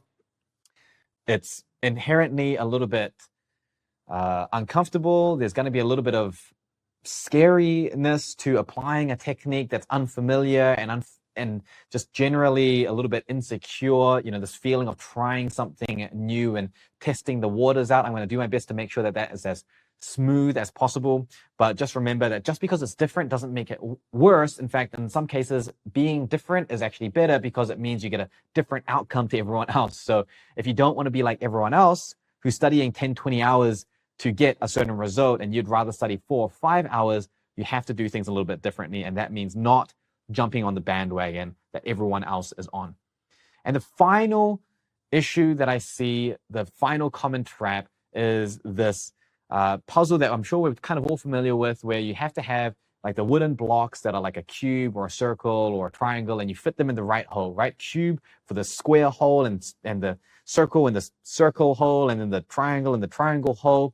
And the idea is to make it match. But what I see a lot of people doing is taking that cube and just trying to ram it into the triangle hole. And if you ram it hard enough into that triangle hole, it will eventually fit, but the wood is going to be all chipped and you will have damaged the triangle shape, and it's going to be a complete mess. So the idea here is, don't use a technique that inherently doesn't work, but try to force it to work purely just by trying harder. There is a time when effort should be directed and put in and invested where it's going to give you a good return. And then there are other times where purely just trying harder isn't going to work. And we need to really think carefully about that. So again, flashcards. If we find out that in the first month or two, we have so many flashcards that we're not actually able to cover it, and in fact, it's doing us more harm than good, we need to then say, okay, it's time to stop and reevaluate. Or think, am I using the technique correctly? If you're not using it correctly, then we switch, we use it correctly. And then if we do that, maybe it's easier and we don't need to spend so much effort. Or maybe we're already using it correctly. And in that case, the technique doesn't work for us. So some of the techniques that are introduced in this course, they're going to be easier to apply. Some of them are going to be more difficult. So you need to ask yourself, are you using the technique correctly? And is that the reason, the fact that you're not using it correctly? If you're not using it correctly, is that the reason why it's potentially not giving you the results that you want? Or is it because the technique itself doesn't work? Again, you don't have to worry about that with the stuff in this course, but anything that you hear anywhere else, it's up to you to evaluate that and make that judgment, because I honestly hear a lot of bad advice floating around out there that I genuinely believe makes things worse for a lot of students, especially when it comes to the way that students write notes. Often you'll see people writing lots and lots and lots of copious notes that take up a lot of time that they sometimes don't even read through. And after writing the notes, they don't even know what they've written. So they spend hours and hours writing notes that don't provide them any learning.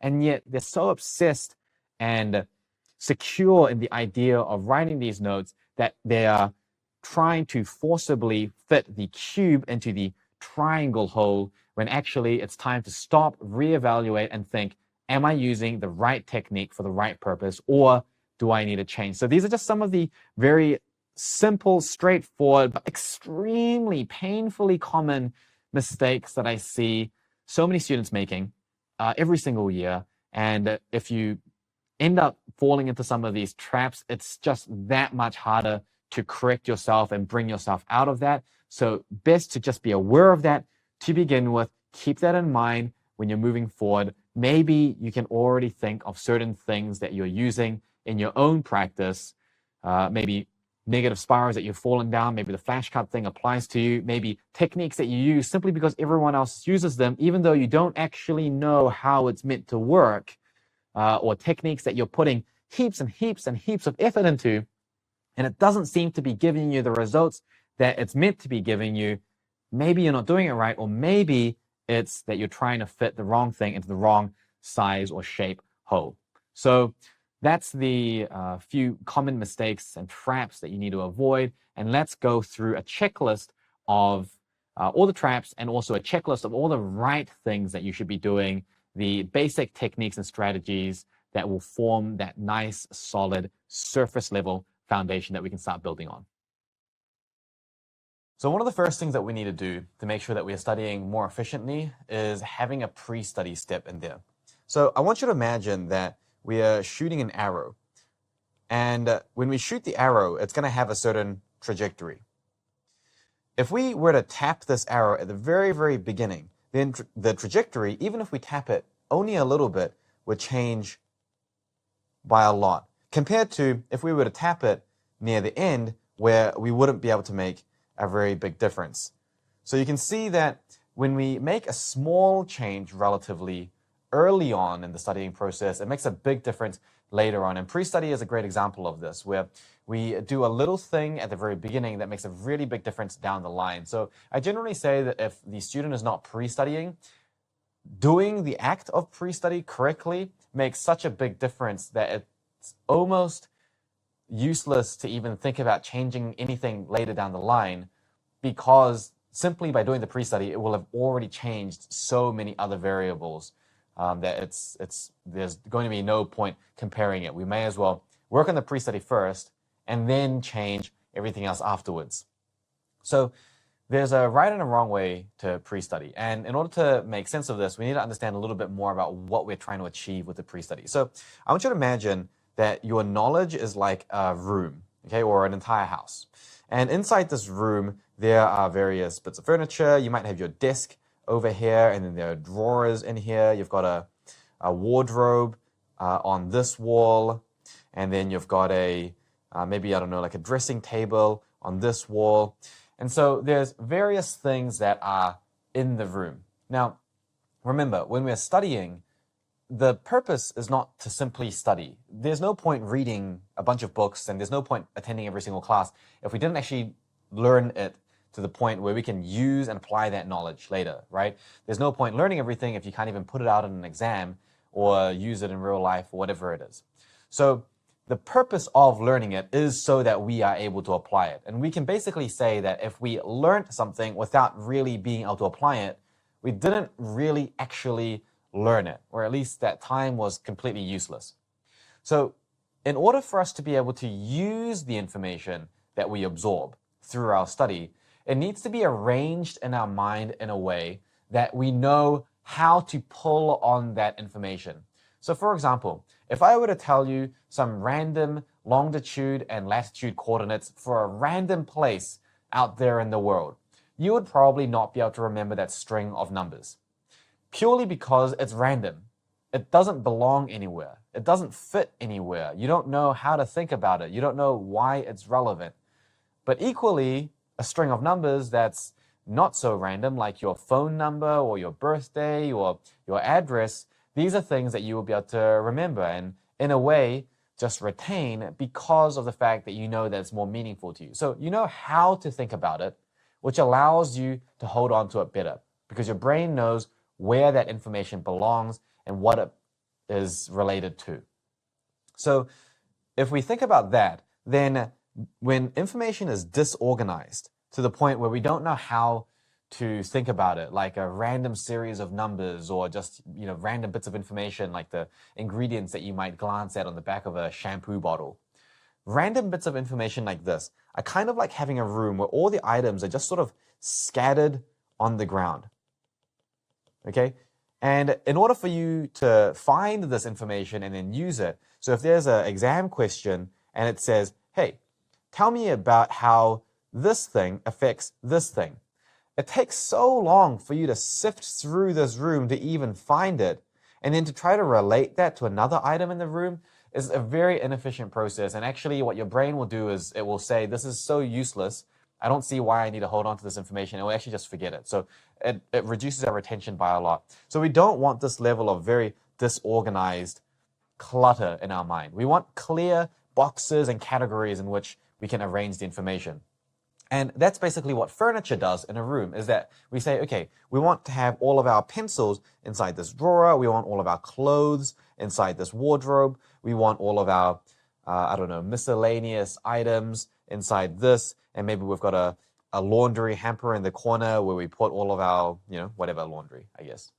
So by categorizing information differently, we're able to give it a place to live in our mind, which increases our retention, increases our speed of recall, and ultimately increases the results that we're able to get because we can use the information a lot more freely.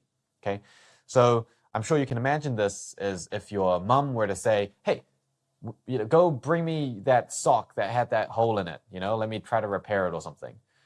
If you had all of it just in a clothes pile on the floor, you're going to have a really tough time finding that sock. But if you know that all of your socks are in the top left drawer on the left-hand side of the wall, you can just simply go and find it and bring it back. So that's kind of what we're trying to do here. So really the purpose of pre-study is actually to not learn all the little bits of information that we're going to fill the drawers and the wardrobes with. It's not to learn every single fact. It's not to memorize every equation. It's not to memorize every quote and every character. It's not to memorize a list of literary techniques. It's simply to think about how all that information might be arranged. So we might look at a bunch of different quotes and say, okay, so we've got a bunch of quotes here. So there's going to be, a quotes area. Or we've got a bunch of different equations that are related to electricity or waves. We can put that in a certain place. So we have a bunch of different theories that we can put in from biology that are arranged like this. So we're just trying to think of ways that we can group and categorize that information. And in a way, it doesn't really matter exactly how well you group and categorize it, because those categories will change as you learn more and more. So you don't need to actually get it all right, okay? You just need to try to put it into groups so that you're sort of arranging the information a little bit more so it makes a little bit more sense. And that's what pre-study does. Pre-study is not about learning everything. It's just about giving yourself an idea about where the big groups of information are and how those big groups of information might relate to each other. So it shouldn't take very long. You shouldn't be spending a lot of time reading through and memorizing everything. You can simply go and skim the main headings, look at the diagrams, look at bold words, terminology, learning objectives, just the things that are really, really obvious on that surface level. And just have all of those things, write them down very briefly, read a little bit about them just so that the word has meaning. If you encounter a new piece of terminology and you have no idea what it means, well, it's really hard to think about how that's going to be grouped together if you don't even know what the word means. So we can read a little bit about that word just so that we have an idea about what it actually means. We don't have to memorize it.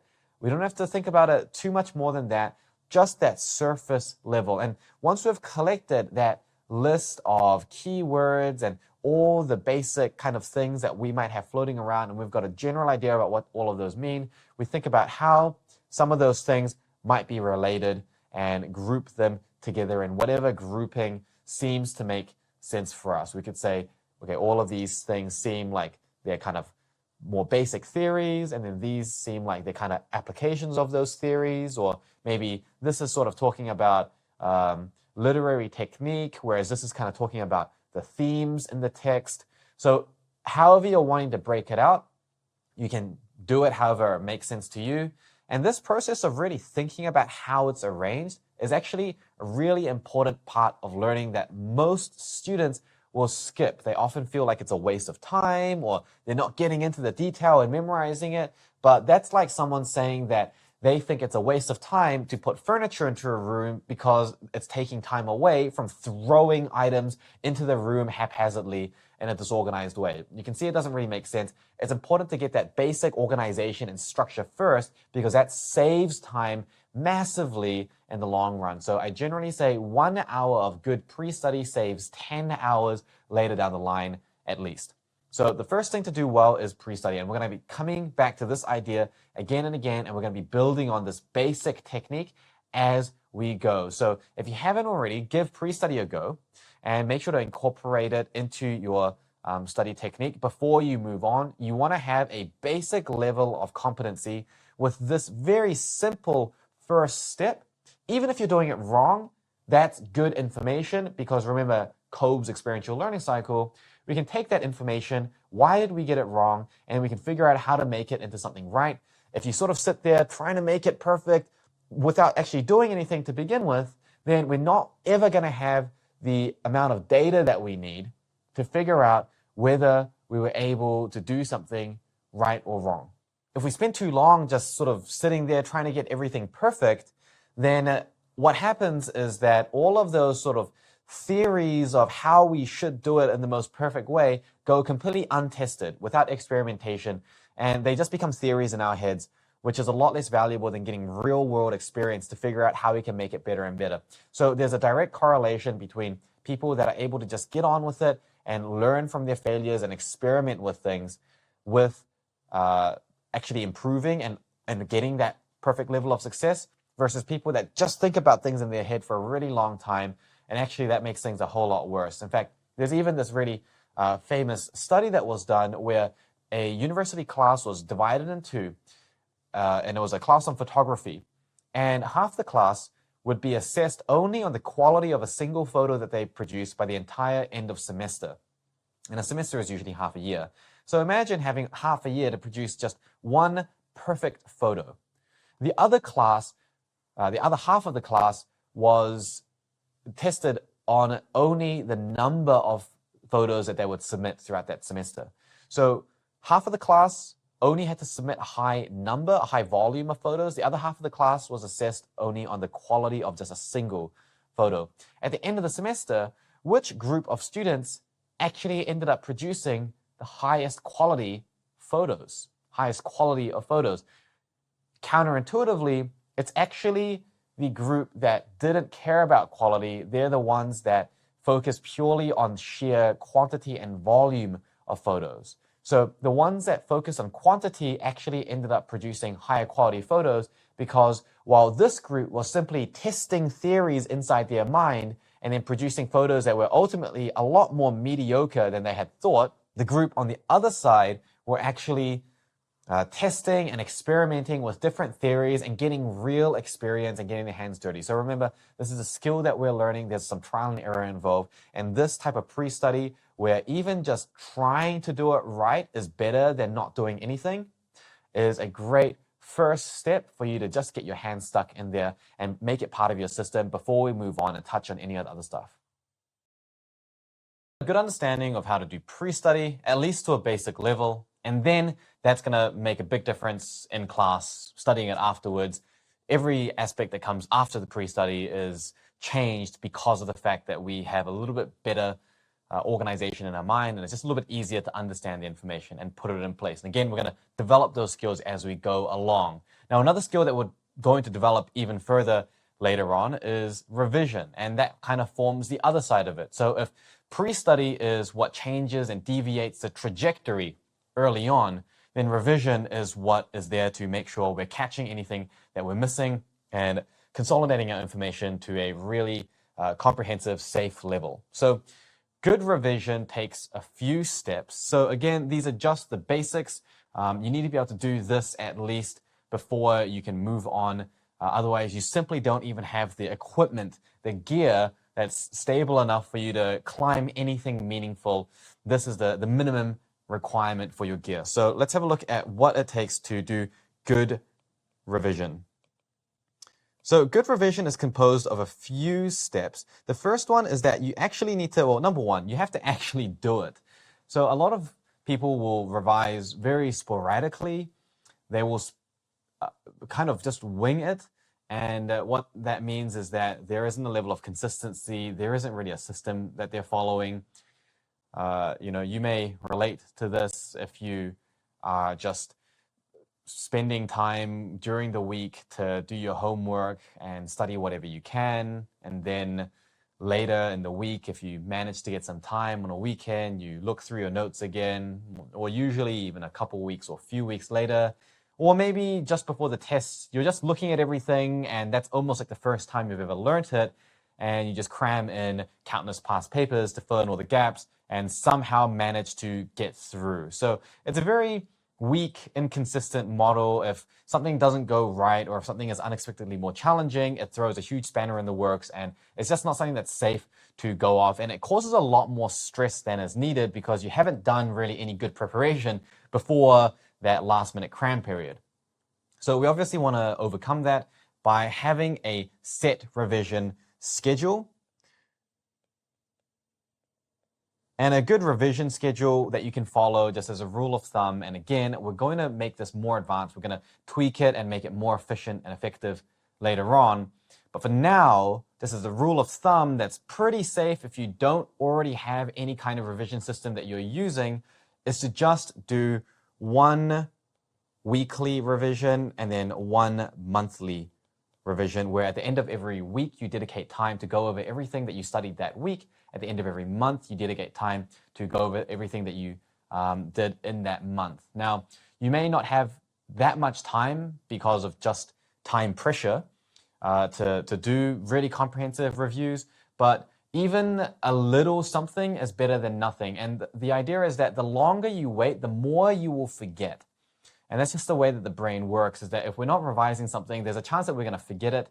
And if you learned it really, really well at the beginning, then you forget a lot less. But having said that, most people forget quite a lot in the initial period. So just having that weekly revision tapers off how much we're forgetting, which is going to save us a lot of time later on because we're not just relearning everything that we forgot. So having a weekly revision, even a couple hours that you can spare on a weekend for going over the material for that week goes a long way. And then same thing, once a month, going over everything that you've covered in that month. Now, if you were to just do the monthly revision, you would need to spend a really long time and it wouldn't actually be as effective when using these together as a pair. And that's because you'd have so much to do in the monthly revision because you didn't do the weekly revision that this would just take a really, really long time. So we don't want that, and you will have forgotten a lot already by that point. So this monthly revision is a lot more doable when we actually do the weekly revision. So it's important that we actually, follow these steps. So that's the first thing. Just keeping a general schedule that you're following and a good rule of thumb before we start touching any of this in a more intricate, individualized way is once a week and then once a month. So how do you actually do the revision? Well, there's this pretty well-known sort of spectrum of revision that we know about, which is often called recognition versus recall. And it's a little bit deeper than most people think. So active recall is a term that gets thrown around a lot, and you may have heard it yourself before, but it's not the be-all, end-all of techniques. And like I said, these are all just basic general tips. It's just the minimum gear required. Just because you're doing active recall doesn't mean that you're actually studying more efficiently. And I've heard plenty of students say that their plan for getting in that top 1% was to use active recall. So let me ask you this. Do you really think active recall is all it takes to get in that top 1% or top 0.1%? The answer is no. Active recall is something that basically any even slightly decent student and learner is going to do. So it's just the minimum requirement. And actually, there's another aspect that we're going to introduce much later in the course, which is called reconstruction, which is even better than active recall. And if you've already heard of active recall and you've heard your favorite YouTuber talk about it, you'll be thinking, wow, I can't believe that there's something better than active recall. But there is, and we're going to be covering it much later on, but you need to be able to do at least this first. So let me explain what each thing is.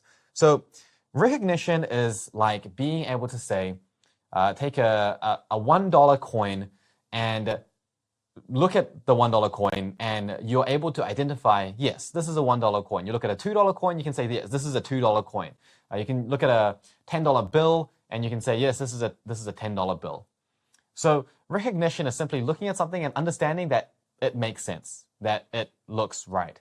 And in studying, this might be like reading through your notes and just understanding in your head that it makes sense. So reading and then just rereading it and just trying to make sense of it. So if you've ever just sat there and as part of revision, all it was you just read through your notes again, that's called recognition. And recognition, it's pretty safe to say, is pretty much useless pretty much all the time.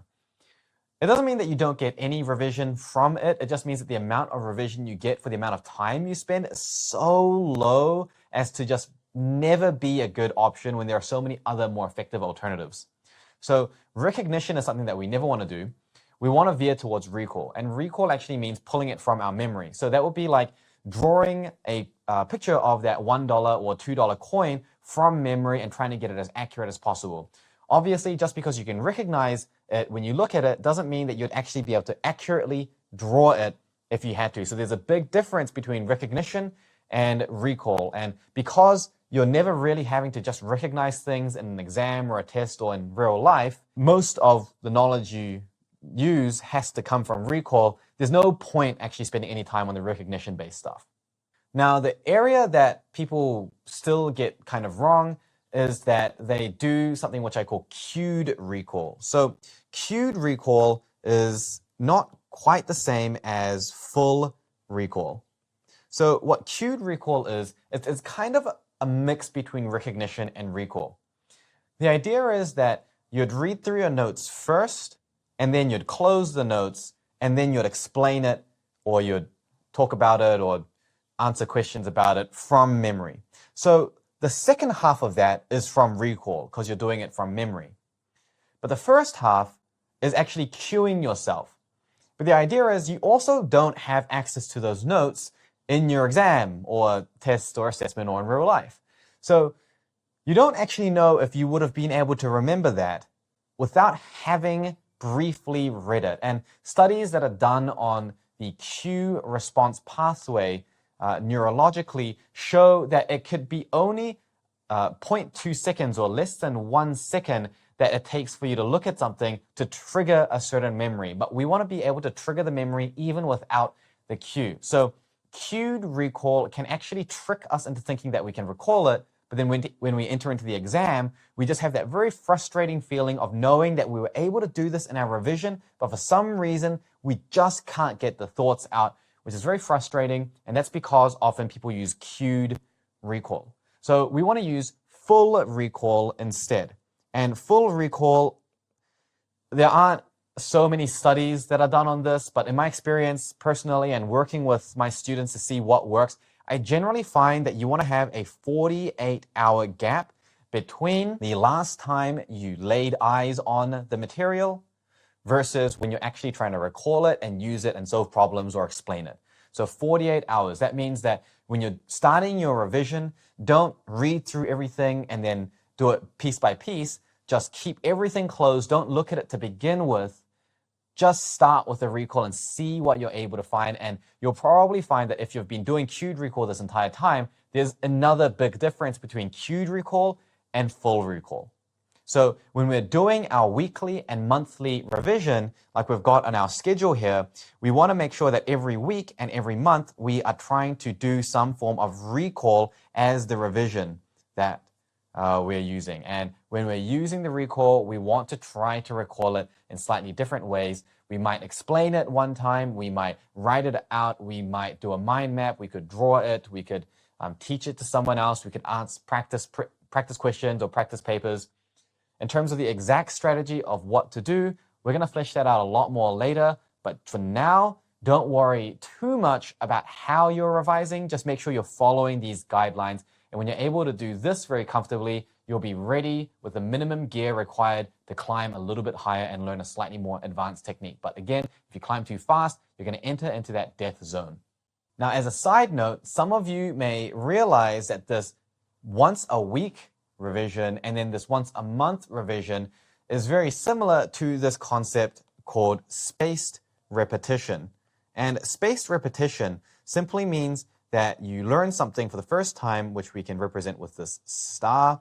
If that's the first time that we learn it, then the next time that we revise it, there is a space, just a gap in time. This could be a few days, 1 day, a week, and that's the first time that we revise it. There's another space, and then we revise it again. And spaced repetition is basically a way of revising that says that you know you're going to forget things over time, and it's much better to not forget than it is to relearn something that you let yourself forget. So keeping to this once a week and then once a month revision schedule is a very simple, not perfectly optimized, but for a beginner, perfectly good starter for having some basic spaced repetition in your study routine.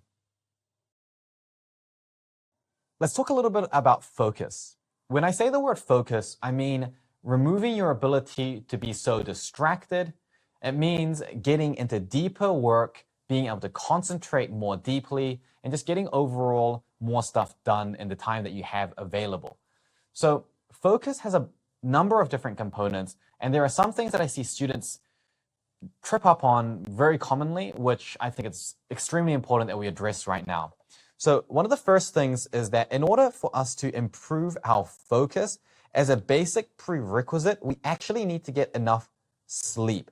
So I always say that we should protect our sleep at all costs. And the reason that we want to protect our sleep is not just because it has a huge impact on our focus, it has an enormous impact on our levels of energy, and it also has an impact on something that's called sleep-dependent memory consolidation.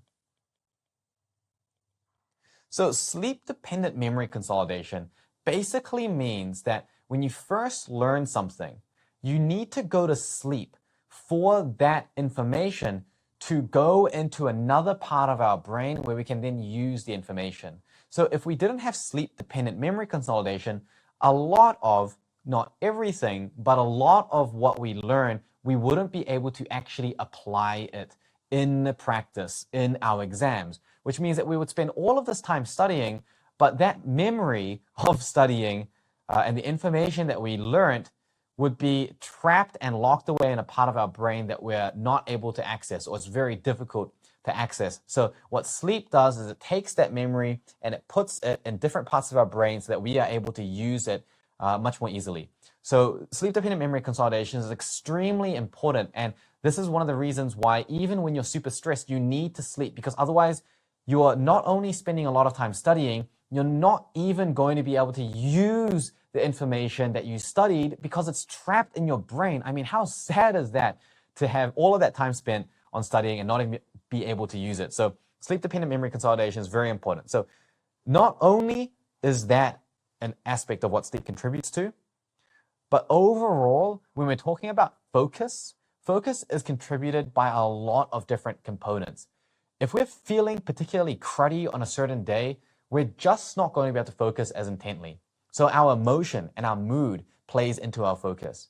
The amount of energy that we have, how tired we are, apart from sleep-dependent memory consolidation, just how tired we are from how much sleep we got is going to affect our ability to focus. Potentially the environment that we're in, the amount of distractions that are around us. There are a lot of things that contribute to this thing that we call focus, and sleep influences a lot of these different aspects. So people are very blasé about sleep. They say, oh, like just get a little bit of sleep and just hustle the rest of your day, 4 hours of sleep and wake up super early and just every single day spent maximum. Sleep is for the weak, How many of you have heard people say that before? Sleep is for the weak. When I was in later high school and early university, I said that a lot and I truly believed it. And I was honestly clearly not that smart for thinking it so deeply, because sleep is not for the weak. Sleep is for the smart. When you compromise on sleep, you compromise on so many other aspects that it's just never really worth it. So now, after having made years of mistakes, I know that when you sacrifice on sleep, you're sacrificing on not just your studying and your learning, but even just your quality of overall life on a day-to-day basis. So always protect your sleep. Don't be some kind of blind diehard who is saying sleep is for the weak, because it's just not a sustainable way to go. And most people, generally speaking, need around 8 to 9 hours of sleep. Usually, there are not many people that can function on 7 and less. I would like to think that I'm a relatively productive person. I know that less than 8 hours, I definitely feel it. Less than 7.5 hours, and I'm noticeably more tired. Less than 7 hours, and it's not a good time. And I can tell, and I've actually measured this objectively before, is that my productivity starts to creep down lower and lower and lower. So you want to make sure that sleep is something that you're really protecting. And if you're getting 5 hours at the moment and you're aiming for 8 hours, you need to just keep pushing towards increasing the amount of sleep, because that extra 3 hours of sleep could give you an additional 2 hours on top in terms of just efficiency, and it will give you a much better platform to build off of, rather than being this highly strung, sleep deprived, emotionally unstable entity that just kind of wanders the earth, creeping around studying, that's extremely fragile. We can't develop that into anything. There needs to be a solid platform, and sleep is one of the fundamental principles of that. So the other thing apart from sleep is that you want to actually spend time to remove distractions. So studies that are done on people that have typically high discipline and self-control versus people that have a low level of discipline and get easily distracted actually interestingly shows that from a neurological point of view, looking at studies of the brain and how the brain works, people with high discipline and self-control get just as easily distracted as anyone else. There isn't a big difference between the two. So why is it that one group of people is able to be highly productive and focused, while the other group gets distracted and spends 2 hours scrolling through social media and then regrets their life decisions? Why is that? The difference is that actually the people with self-control and discipline take time and effort before they need to focus to remove the distractions beforehand. So it's always better to remove the source of distraction than relying on self-control or willpower to overcome it. Some people have a mentality, and I used to have this mentality, that it's actually better to give yourself distractions so that you can train your brain to overcome the distractions. It's not entirely false that this is possible, but the thing is that you generally face enough distractions in normal life to be able to train that anyway. And there are actually some other ways of training your focus that are much faster and give you much better results than trying to do this when you actually need to get work done. Because when you do this, when you actually need to get work done, obviously the cost is that you are taking time away from the work you need to get done, which means that you might fall further behind, which increases your stress, which would actually reduce your focus, right? So that would be one of those spirals that you want to avoid. Instead, you want to make sure that you're taking your phone, putting it somewhere else in another room, give it to your mom or your dad, give it to your sibling. Okay, I don't know how your siblings are. Maybe don't give it to your sibling. Put it away, lock it away, have all the distractions that you might face away from you as much as possible. Be in an environment, if you can study at a library, if you can find a quiet time of the day at home or something like that. As much as you're able to control, you want to make sure that your environment is distraction free, because spending 10-15 minutes setting that up will easily be made up for in terms of how much more focused you are during it and reducing your distractions. And another thing that we can actually use to complement this is something called a distractions cheat sheet. So a distractions cheat sheet is just a piece of paper that you have next to you, and every time you get distracted, you just write down what it was that distracted you. And that means that next time you know to try to remove those distractions before you get into focus. And that means that over time, you get better and better at maintaining your environment to the point where there's just nothing to distract you anymore, and you can really focus in and get some work done. Combined with dedicated focus training, which I'll teach you later in the course, you'll be able to function optimally in any environment. And the final thing is in terms of how we use our breaks. So when it comes to taking breaks, we actually want to aim for a higher frequency but a lower duration of breaks. So what this means is that instead of waiting for 1 or 2 hours before you really feel like you need to take a break, and then you take a 30-minute, 1 hour, 2 hour, all day, all week, all month break, instead, what we want to do is do 20 or 30 minutes, still feel relatively fresh, and then take a short 5 or 10-minute break. And it's better to actually have lots of breaks that are shorter than it is to take really long breaks after working for a really long time. And the reason is a little bit complicated, but it's because your brain works in such a way that it regains focus much more easily when there's a lot of reserve to work with. The other way of saying that is that when you wait until you're really out of energy completely, then it takes a much longer period of time to then recover all of that energy and feel like you're ready to work again. And so it's actually better to sort of top yourself up very frequently rather than to wait for a really long period of time. You can kind of think of this like if you were going for a run, you can actually run farther by running 100 meters, resting for 5 minutes, running 100 meters, resting for 5 minutes, running 100 meters, resting for 5 minutes, rather than running for 30 minutes to 40 minutes, and then you have to rest for the next 4 hours before you can run for the next 30 or 40 minutes again. So our ability to recover is much faster when we're already higher in energy. And again, energy is a big component of what creates good focus. So we want to be high energy for the rest of the day. We don't want to be high energy in the morning, and then by 12 p.m., we have no energy, and by 3 p.m., we wonder how we're still alive, and by 6 p.m., we're walking dead. And then for the rest of the entire term, you are walking dead. We don't want that. We want to be high energy for most of the day until we get to a nice natural state of being tired and productive at night where we get a good night's sleep. And then we repeat that day after day, and we can maintain a steadily high level of productivity. And the 5 or 10 minutes that you spend on resting a little bit more frequently, again, you make up for that by being more efficient. So time your breaks. If you feel like you only need 5 minutes, set a 5-minute timer. If you feel like you need 10 minutes, set a 10-minute timer. And if you're taking your breaks often enough, you probably don't need more than 15 minutes. So here the tip is use a timer. A lot of people, even though I say this, won't use a timer. For you, definitely use a timer, because otherwise you'll find that your 10-minute break ends up being a 10-hour break. And would go in 5, 10, or 15-minute intervals. And again, I'm actually going to touch on all of this later in the course with more advanced versions that are much more efficient than this basic general advice that I'm giving now. But again, you need to have a little bit of experience and practice using just this general advice before we do any of the other stuff, because otherwise we're going to be climbing too quickly and you're just going to find it too overwhelming and hard to work with. So let's just get really good at doing this first before we move on. I want to tell you an interesting story about a student that I had before.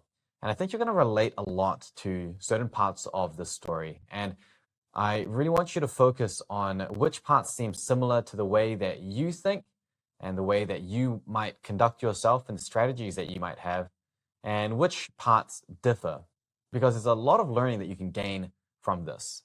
So this is a story of a student called Sam, and I met Sam in his second to last year of high school.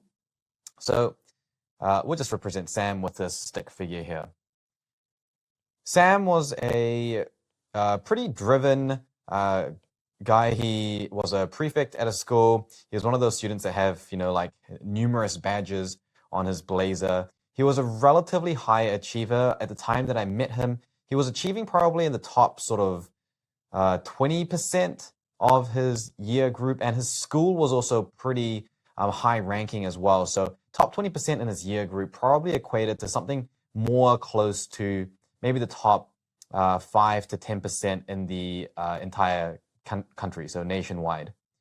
So he was relatively high achieving already when I met him, and the reason that he actually talked to me was for career guidance and information about entering into university. So he was aiming to enter into quite a prestigious university and enter into a very competitive degree. So he knew that even though he was doing relatively well at this, top 5 to 10%, he actually was aiming to get results closer to the top 1 to 2% of the year nationwide by the time he was entering into university, so that he could go and do his degree of choice. In Sam's case, he was aiming to enter into medical school, but honestly, I've worked with a lot of students who have wanted to do engineering, law, just even entrepreneurship, and they've had the same kind of story that Sam had. So I met him at the beginning of his second to last year, and as you can see, his basic foundation here is relatively good, all right? So people would look and say that Sam is a pretty good student and a pretty high achiever, and he was pretty confident at his success as well. He knew that he was achieving roughly top 5 to 10% nationwide, and he had a lot of confidence going into it. We had a consultation. I talked to Sam. I said, hey man, this is what I think that you need to work on and do. I gave him certain advice, and I worked with him for a pretty short period of time, actually, only a few weeks. I gave him a list of things that he needed to improve on. And I said, look, some of these are red flags. If you don't fix these, you're going to run into trouble. Some of these are probably okay. However, you still need to get onto it ASAP. He gave it a go. He tried to fix these things, and he put in some effort for the first few weeks. And he ultimately found that it was actually quite difficult to change some of these. They were kind of like habits that had been ingrained in the way that he studies and thinks, and so he never really had challenged himself in this way, and trying to overcome this was pretty difficult. Like I was telling him to change the way that he's writing his notes. I was telling him that he needs to change the way that he's revising. I was telling him that he needs to create a different type of schedule. I was giving him tips on how to reduce procrastination, because that was one thing that he used to do a lot. For Sam specifically, he was a very heavy YouTube procrastinator, more so than social media as such, because I don't think he even had a Facebook or Instagram. So he used to procrastinate by watching YouTube for sometimes, hours and hours, and not study at all that day. So I gave him a bunch of tips. I gave him some strategies and some plans that would effectively just crush and remove all of these barriers from him. But he did find it quite hard because he's just so used to that way of thinking. Why did I only work with him for a few weeks? Because he found it hard, and he wasn't able to overcome this eventually. There was the hurdle in place, but he was not actually able to overcome it in the few weeks that I worked with him. And this is because he found it difficult, and he told himself, look, I'm already achieving pretty well for my current level. I'm doing pretty well. Let's just see how I do. If I just try a little bit harder, he should be able to get that top 1 to 2%. And I think that's because Sam knew that he wasn't really trying very hard. I think at the very beginning, when I was evaluating him, he said he was only giving about 70% of his total effort. So in his mind, he's thinking, all right, I'll give 30% more effort, really try my hardest, and that should allow me to pull ahead a lot more and get that really, really top result that he was looking for. And he wouldn't have to go through this arduous process of changing the way that he studies and the way that he thinks and the way that he manages his time. And he's not going to have to, give up YouTube, or he can kind of overcome that with his willpower and will and all of that sort of stuff. So that was kind of what Sam's plan was. I said, look, honestly, I would be more comfortable if you stuck with this plan, but at the end of the day, you do you. A year later, Sam gets in touch with me again. So actually a year and a half later, halfway through the year, because the results that he's getting for that year put him on track to not get in the top 2%. In fact, the results put him on track to get in the top 10 to 15%.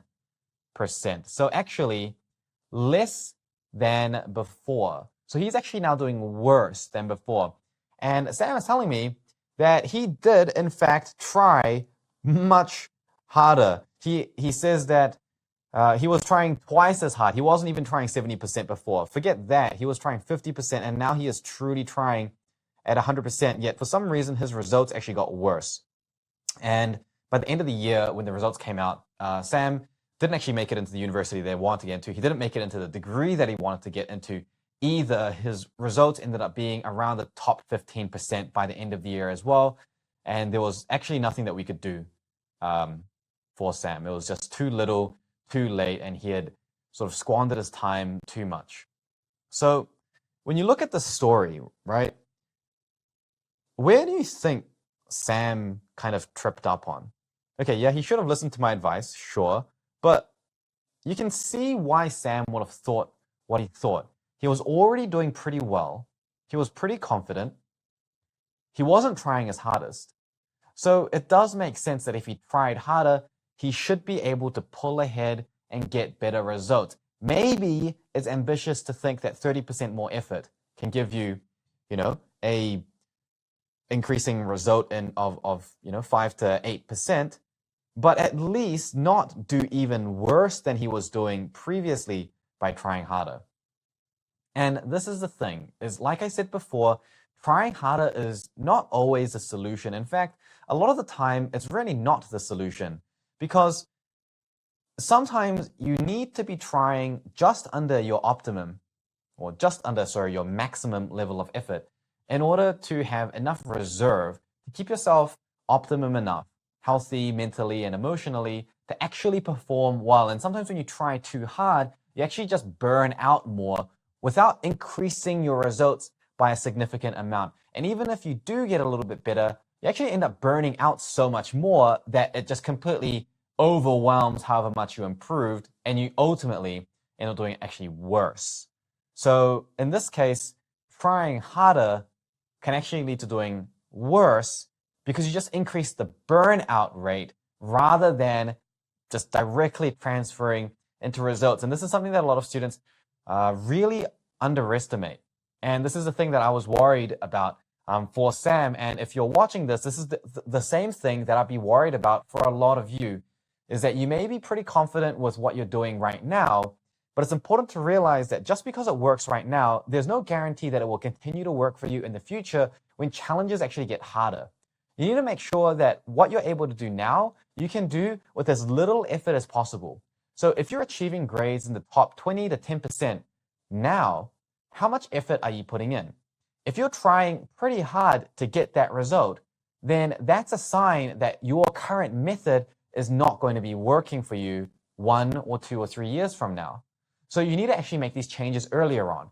You need to be achieving results in the top 20 to 10% and try half the amount of effort that you're putting in right now.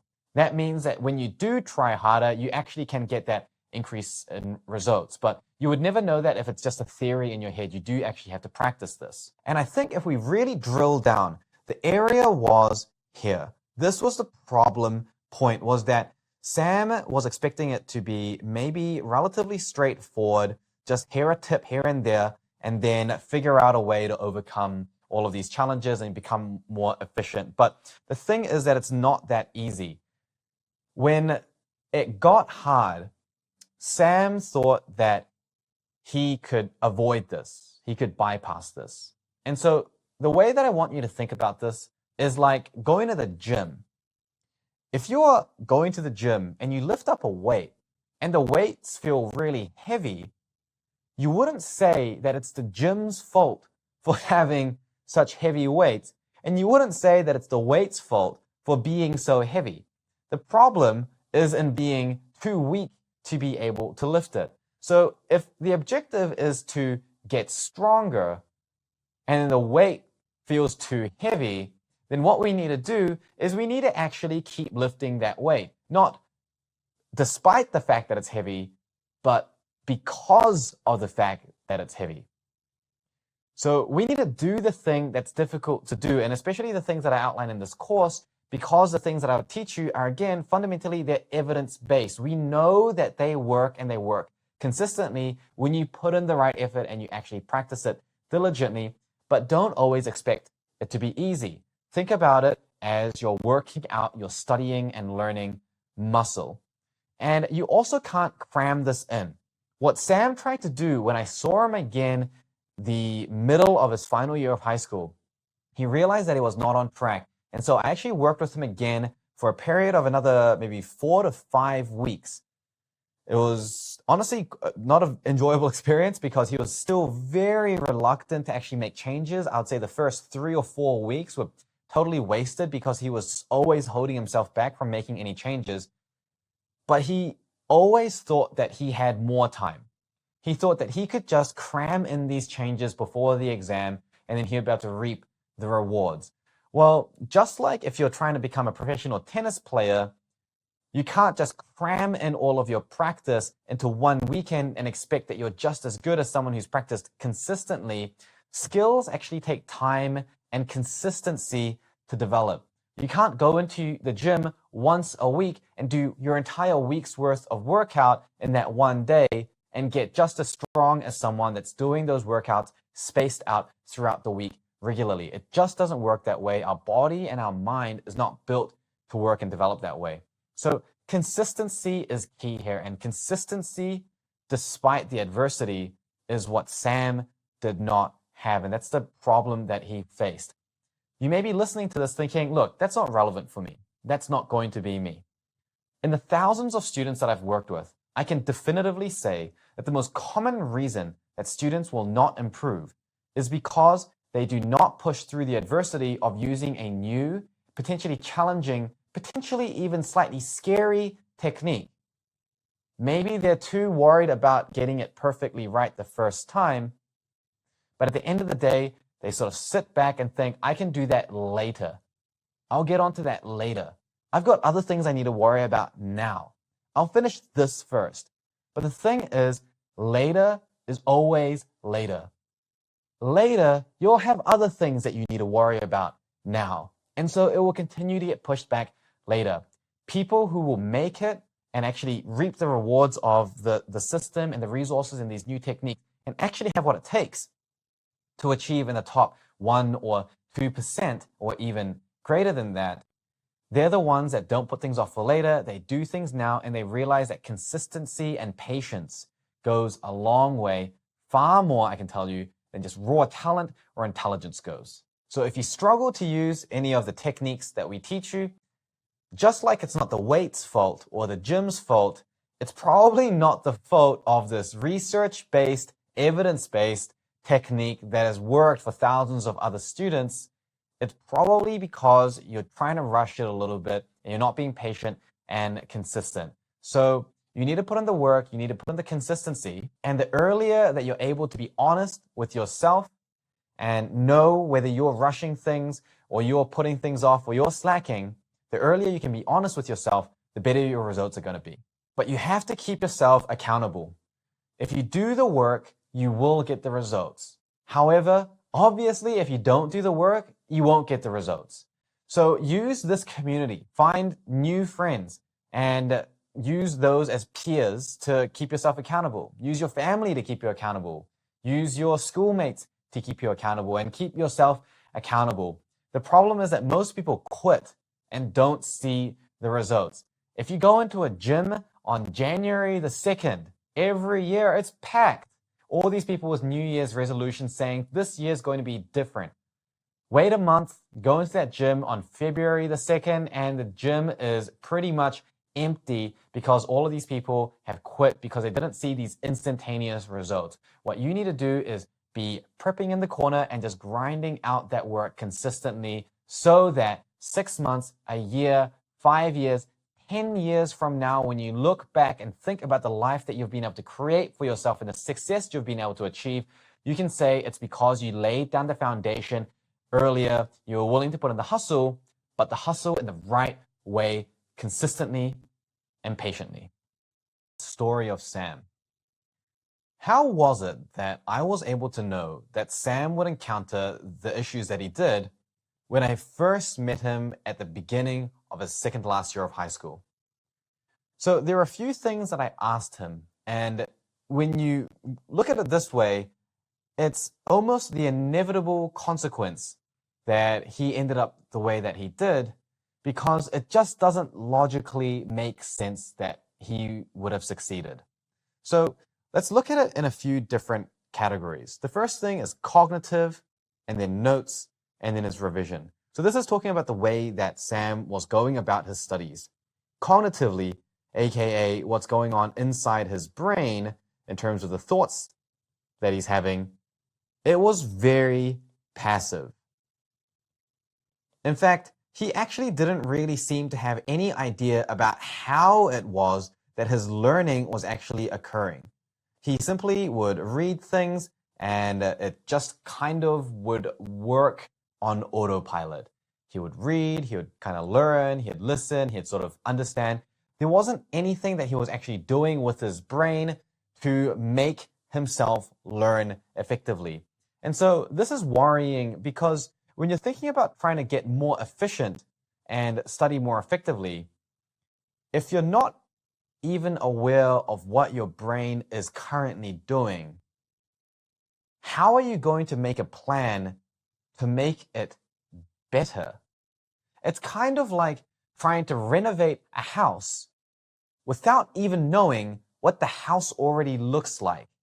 The idea is fine, the intention is fine, it will cost a lot of money and effort, and the willingness to do that is fine, but at the end of the day, if you just don't know what you're doing, you don't know what you're doing. So that was a big red flag, was that he had no idea about how he was thinking and what actual thoughts were going through his mind, and what were the things that he was doing that was contributing to him being able to learn effectively, and what were the things that he wasn't doing, or the things that were holding him back. So complete lack of deep understanding about this, apart from just the very surface level stuff that he will talk about in terms of just, oh, I go home and try to look through my notes. And if I asked him the question, well, when you look through the notes, what are you actually trying to do with that information? It was just, well, I'm just reading it and trying to understand. But trying to understand is not a very specific action. It's kind of like me telling you, try harder to be smart. It's like, okay, as much effort as you might want to put in, it just doesn't work that way. So that's one aspect. The next thing is the way that he was writing notes. Again, he was writing notes very passively. He would write all of these very long, extremely linear notes. And it was basically like you could have looked at him and thought that he was basically a human photocopier. And it was weird when I asked him about the way that he was writing notes, and this is super common as well when you talk to most high school students. There are all of these notes that get written, but then there are notes that he rarely even reads again. By the time he's finished writing the notes, he doesn't feel like he learned a lot from it. The notes are in a very time-consuming format to write everything down. He often has to reread and rewrite the notes multiple times, and he would often say that just because he's studied it, he wouldn't know anything because he hasn't gone through his notes again. And the most concerning part is that for him, there was nothing wrong with that. It was very normal to spend hours and hours making notes, and yet it was expected that he wouldn't actually know anything because he hadn't gone through his notes again. But then the question is, why do you need to go through the notes again to know something? Didn't you just spend hours learning and writing about those notes? Shouldn't you have a good level of understanding a week later if that's how much time that you dedicated to it? Or do you truly think that your brain is so limited that that's the capacity that you have to learn? So I can pretty much guarantee you that if you were intelligent enough to even sign up to this course, you definitely are capable of learning much more effectively when you start using your brain the right way. I can promise you that. So the way that he was writing notes was super linear, and the most concerning part was that he just didn't seem to be aware of how illogical it was that he's dedicating all of this time to doing something that he already knows doesn't work. And then with revision, are we surprised that even the revision was pretty passive? Sam was like a professional past paper machine. He would just go through past paper questions again and again and again and again. And when I asked him, how many questions do you need to go through before you're satisfied? He didn't really have any idea. He just went through enough until he just felt like it was enough. Which I think you're seeing the trend here is very non-intentional. It's very passive.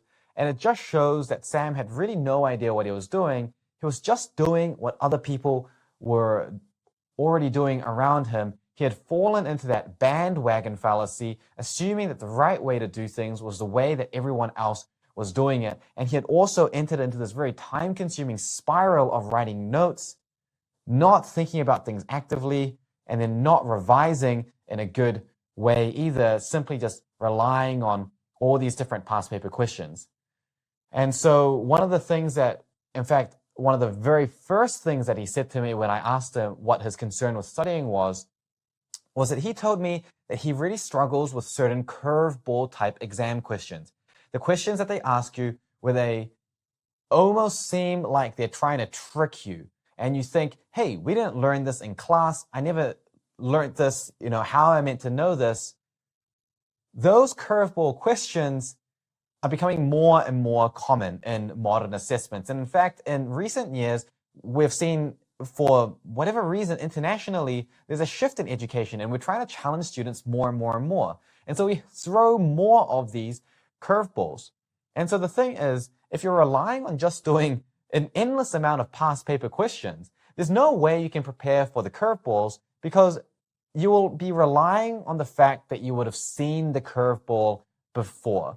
And kind of by definition of the curveball question, it's a question that we're not familiar with. It's a way of applying our knowledge that we haven't thought of before. So a good revision strategy actually is meant to target those areas of weakness very efficiently. It shouldn't take that much time to be able to answer curveball questions very easily, just as easily as any other questions. So there are a number of factors here that when I looked at, I just thought, and I think when you look at it as well, when you take this way of doing things, and what we're aiming for is to be in that top 1%, for example, if that's your goal, if that's what we're aiming for, do you think it's logical that someone who is studying this passively, without any real control about what they're doing, without any reason and knowledge about how they're contributing to their results, and without actually having any insight into where they're going wrong and what they're doing right, is it logical for this person to achieve results that are any different from anyone else's results? And when I look at this, I think it doesn't make any sense. And this is why when I ask these sets of questions to students, often students have very similar answers, and often a year or two later, they have the same regrets as well, because they realize that it just doesn't make sense to do something that doesn't work and to try to improve it without even knowing what they're improving, why they're improving it, how they're improving, how long that will take, and where it's going to lead them. So this is another reason why just relying on those haphazard tips just doesn't get you very far. But really importantly, we need to realize that this is extremely, extremely common. And the way that I like to explain this is, imagine if you were playing the violin. And you've played the violin for a really long time, and so you think, you're pretty good at it. You're pretty good at playing the violin. Now, the violin is a very technical instrument. Some people would say that the violin is one of the most difficult instruments to learn how to play effectively.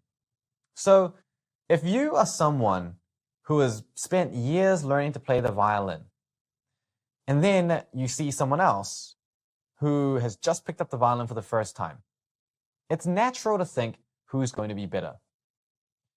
But think about this for a moment. Imagine you had 100 different people in a room. And inside this room, all 100 of these people got given a violin. Now let's just assume that none of these people had ever even heard of a violin. None of them knew how to play it. They have absolutely no knowledge about the violin. Maybe, for example, these are kids, okay? So we've got a group of kids in a room that we gave them all a violin. And we don't teach them how to play it. We just give it to them and we keep them in this room for like 4 or 5 years. And all they've got is this violin. And somehow they're staying alive. At the end of these 5 years, do you think these kids would be able to play the violin or not?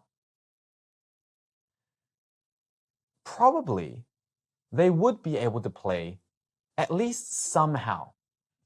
They may not be using their technique exactly the right way, but they'll be able to produce a sound. They'll be able to do something with it. Maybe they're all playing it like a cello. But the idea is that after spending 5 years in a room with a violin, they're going to figure out something. And the other interesting thing is that most of these kids will probably be playing in a very similar way, because if one way of playing worked for one person, then their friends are going to copy that. And then their friends are going to copy that. So these techniques will end up distributing throughout this group of 100 kids. So you're going to get 100 kids that are all playing the violin, all with a very similar technique. But compared to someone that was professionally trained at playing the violin for 5 years, do you think that these kids would be able to play better or more beautifully than the person that was professionally trained? Probably not. Because while the person that was professionally trained gets taught the right technique from the very beginning, and all they have to do is practice to get better, the kids will have spent the first 2 years probably figuring out how to hold the bow. And they probably still got it wrong. So there's so much trial and error that goes into figuring out how to play this violin that even though the same amount of time has passed and maybe they've done the same amount of practice, the actual skill level is completely different between the two. Now, if you were to assess this 5-year professionally trained violinist and that you do a musical grading exam on them and you listen to how beautifully and well that they can play and how good their technical skills are, do you think it's fair to use the same assessment to judge these kids that have been horribly locked up for 5 years with a violin? And if this is reminding me of your childhood, I'm sorry about that. Do you think it's fair to assess these kids with that same set of metrics that we're using to assess someone who's professionally trained? No, it doesn't make sense. It's just not fair. These kids are going to fail that, or every single one of these, all 100 of these kids are going to absolutely bomb the assessment.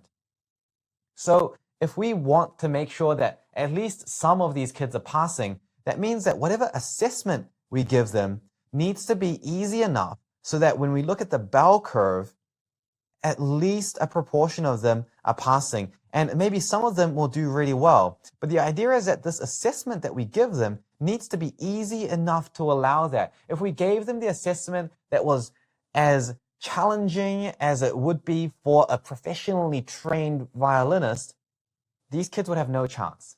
Now, let me ask you this question. From the moment you stepped into school, were you formally taught the most efficient techniques through which to learn and study? Did you practice the right technique from the beginning? Or did you spend several years, over a decade maybe even, just trying to figure out how to hold the bow properly? Most people, in fact, almost everyone, goes through their entire academic life, throughout all of high school, without ever really having been formally taught how to actually play their main instrument that they're meant to be assessed on for the rest of their life, aka how to use their brain in order to study effectively. We're just not taught that. And as a result, the assessments that we're given are set at the standard so that it's difficult for all of these people who have never been formally taught. They're not the most difficult possible assessment. They're not the most difficult possible assessment. They're the assessments that are difficult for students who have never been taught to learn and study with the right technique. So that means if you learn the right technique, you are able to increase your results massively because you used to be one of these kids, but now you got taken out of there and you're getting formal professional instruction by the violinist. When you go back into this group and you compare against all these other kids who are still trying to figure out if they play their bow with their hands or with their feet, you can just be rocking it out and absolutely crush whatever assessment that they end up giving you. And this is the beauty of it. It's the beauty of a really weird system in that because most people are not taught how to study effectively, you, by actually learning the techniques that work the most effectively, have the opportunity to completely overcome your academic challenges, usually by leaps and bounds. And this is the part that most students don't believe. But this is the results that we're consistently getting, is that students that actually spend the time to learn the skills the right way are able to overcome the challenges of the academic assessments to a disproportionately high level, which means that they are succeeding a lot more than whatever effort that they're putting into it. So you can see how much sense it makes to learn the proper technique rather than just doing what everyone else is doing in this room. Now you might think this only applies for violin. It doesn't apply for something like studying or learning. The violin is such a technical instrument. There are so many specific rules and structures around it. It's not the same for learning. Learning is a mental process. It's more organic. I've lived in my brain for my whole life. I know how to use it. I know myself. This is what some students would think. Well, let me ask you, is that the case for anything else in your life? If you were playing a sport, would you expect that someone who was never taught how to play a sport would be better than someone who was professionally trained from the very first moment? Would you expect that a random person who has just been playing chess with their group of friends and using whatever techniques their friends are using to beat a world-ranked chess player? Would you expect that someone who's picked up your favorite video game for the first time and just played the demo free mode in the same level again and again would be better than a professional pro gamer who's dedicated hours and hours learning the right strategies to play the game? The thing is that, yes, natural talent does go a certain way. Maybe there's a chess prodigy that at the age of 5 has the raw intelligence and talent and just ability to outplay the top-ranked chess player. But it's a 1 in a billion chance. And unfortunately, you're probably not that prodigy who just was so naturally gifted that you're able to overcome all the other people that are learning it the right way. Unfortunately. But the good news is that it doesn't matter. You don't need that overwhelming talent. What you need is just to invest in the right techniques to train your brain to start thinking in the way that it's meant to be thinking and studying a lot more effectively and graduate beyond the rat race of what everyone else is doing to get the abnormal results that you want to achieve. Why is it that so many of us are confident in our studying ability, despite the fact that so few of us have ever actually learned how to study properly? Well, part of that has to do with those standardized assessments. Remember, the assessments were created to be relatively difficult for a group of students that never learned how to study. So if you do well in those, you might think that you're pretty good. And some of you really will be. But really, you're only good compared to a group of students that don't know how to study. If you were to compare yourself to your own learning potential, you'd realize that you're underutilizing that potential and using only a very small percentage of your brain's capacity to learn. In fact, when we do in-depth evaluations more formally, looking at the efficiency of students compared to the research and what that tells us about how their brain can work, we find that most students are 50% or below in their studying efficiency, with most students actually hovering around 20% of their academic potential. What that means is that for you, the good news is that it's viable that you could double, triple, or quadruple your studying efficiency, which means that you could be spending half or a third or a quarter of the time studying to get the same result or better, right? So it seems a little bit unbelievable, and you may be skeptical, and I can understand where you're coming from. I'd be skeptical if I was in your position as well. Having said that, think about a professional athlete. Do you think it's viable that a professional athlete who is proficiently trained could be 2, 3, or 4 times better than an amateur who's only been playing around with their friends? Probably the answer is yes. So when we compare it that way, it's very clear that someone that's had proper training is vastly superior to someone that hasn't had proper training. So remember, it's a skill just like any other, and if we haven't learned the proper technique, there's no real reason for us to believe that we would be that good at it. But there's another component to this overconfidence, and that it's actually a bit of a human tendency. So, in fact, this is so widely seen as a phenomenon of human psychology that it even has its own name. If you were to ask drivers on the road, how good their driving skill is, 90% of drivers would say that they're an above average driver. 94% of college professors believe that they're an above average teacher. So obviously that doesn't mathematically make sense. So there's a fundamental aspect of human psychology that's at play here that causes us to generally believe that we're overconfident. And we're not just overconfident about everything, we're overconfident about the things that we tend not to have a lot of knowledge about. When we have a little bit of information about it, we tend to be overconfident. So most of us, we've learned a little bit about driving, but compared to everything that there is to know about driving, you know, a stunt car driver reversing at 100 kilometers an hour down a cliff, doing a J-turn and drifting around a corner, most of us can't do that. So our knowledge on driving is limited a little bit. And the rest of it is just time that we've had to experience our limited knowledge and practice. And so it gives us a false sense of security in thinking that we're a better driver than we actually are. Same thing with professors. Even though that being a professor, educating is their job, they're not actually comparing each other on their teaching ability. They're normally comparing themselves based on their expertise in the field that they're teaching. So even though a professor, their job is to educate, relative to the amount of educational training that they've received, their field expertise is a lot greater. So a professor of microbiology is going to be usually in the top tier of knowledge when it comes to microbiology. But when it comes to actual teaching, their level of training is usually not that high. So this phenomenon, which is so common, is actually called the Dunning-Kruger effect. So this graph here is a graph of the Dunning-Kruger effect, and it's called the Dunning-Kruger graph. The yellow line in the y-axis represents confidence, while the x-axis represents knowledge.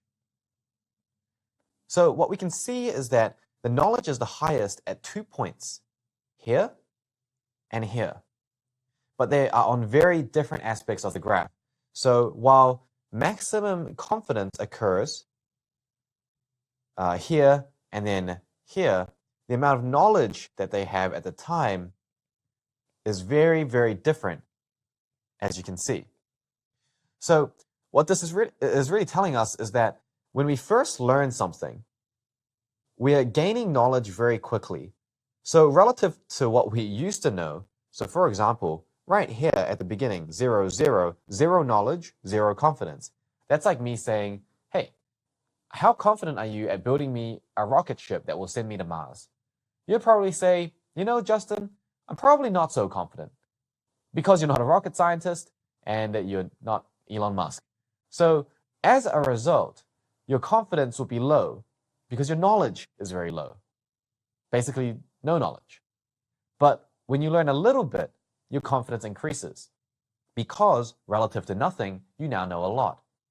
You learn a little bit more, and then you've doubled your knowledge. A little bit more, you've tripled your knowledge. So it's very easy to take leaps and bounds in knowledge relative to what you already knew because of the fact that you knew so little. If you have 1 grain of rice and I give you 2 grains of rice, you've doubled your grains of rice, but you still only have 2 grains of rice.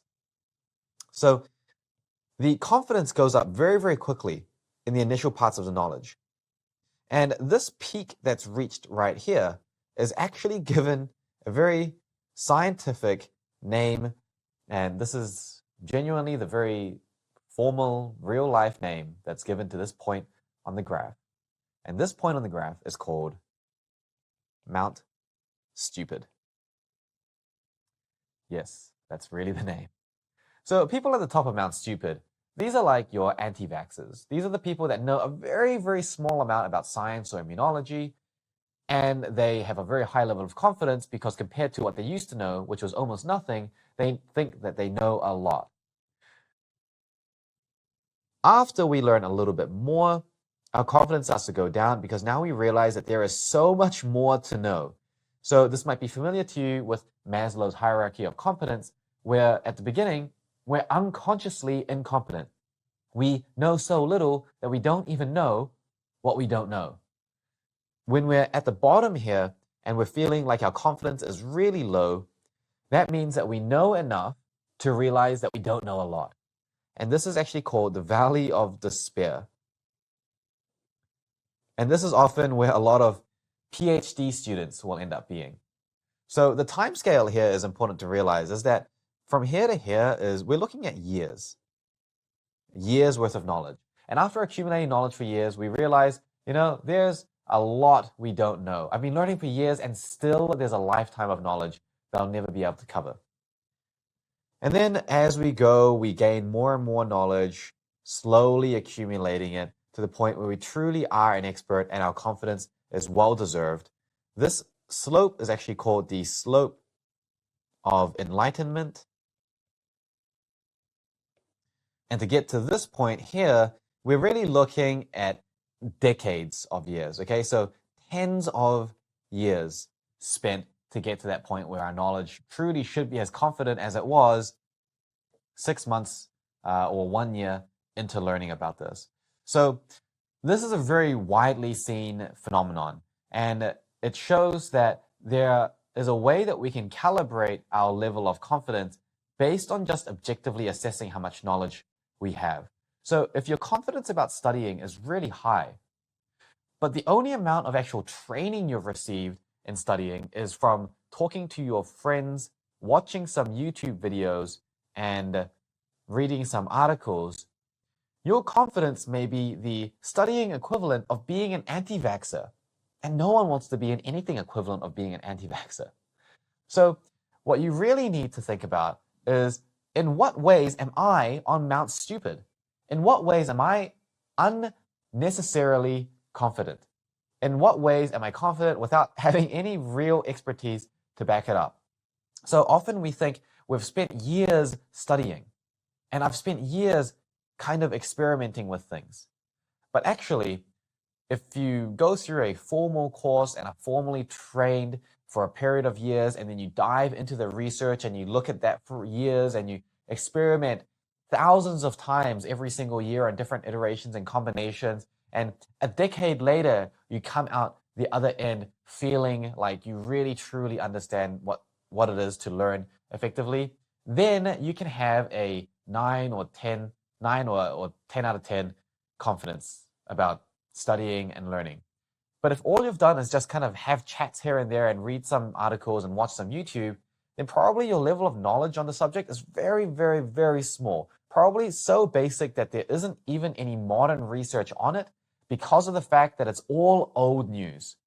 So in that case, you may actually be on Mount Stupid. And it's not a bad thing because it means that you realize where you are and it allows you to taper and calibrate yourself. There's always aspects that we're going to be confident about, but if we're aware of what we shouldn't be so confident about, it opens our mind to accepting new information and advice and actually trying new things, because now we're not so, to put it bluntly, we're not so full of ourselves. And if I had realized this earlier on, I probably would have saved 6 or 7 years of my personal development just by getting out of my own way. So trust me, I was on Mount Stupid for longer than probably all of you. And for me, just to give you a reference, I've been at this point, I've been learning about this type of thing casually, and then formally trained, and then really intensively looking at the research and reading through thousands of articles and experimenting really vigorously in my own life, as well as teaching students about this for several years now. So I would say that I've got about 10 or just over 10 years of pretty intensive experience just learning about this. I would say that I'm around here at the moment.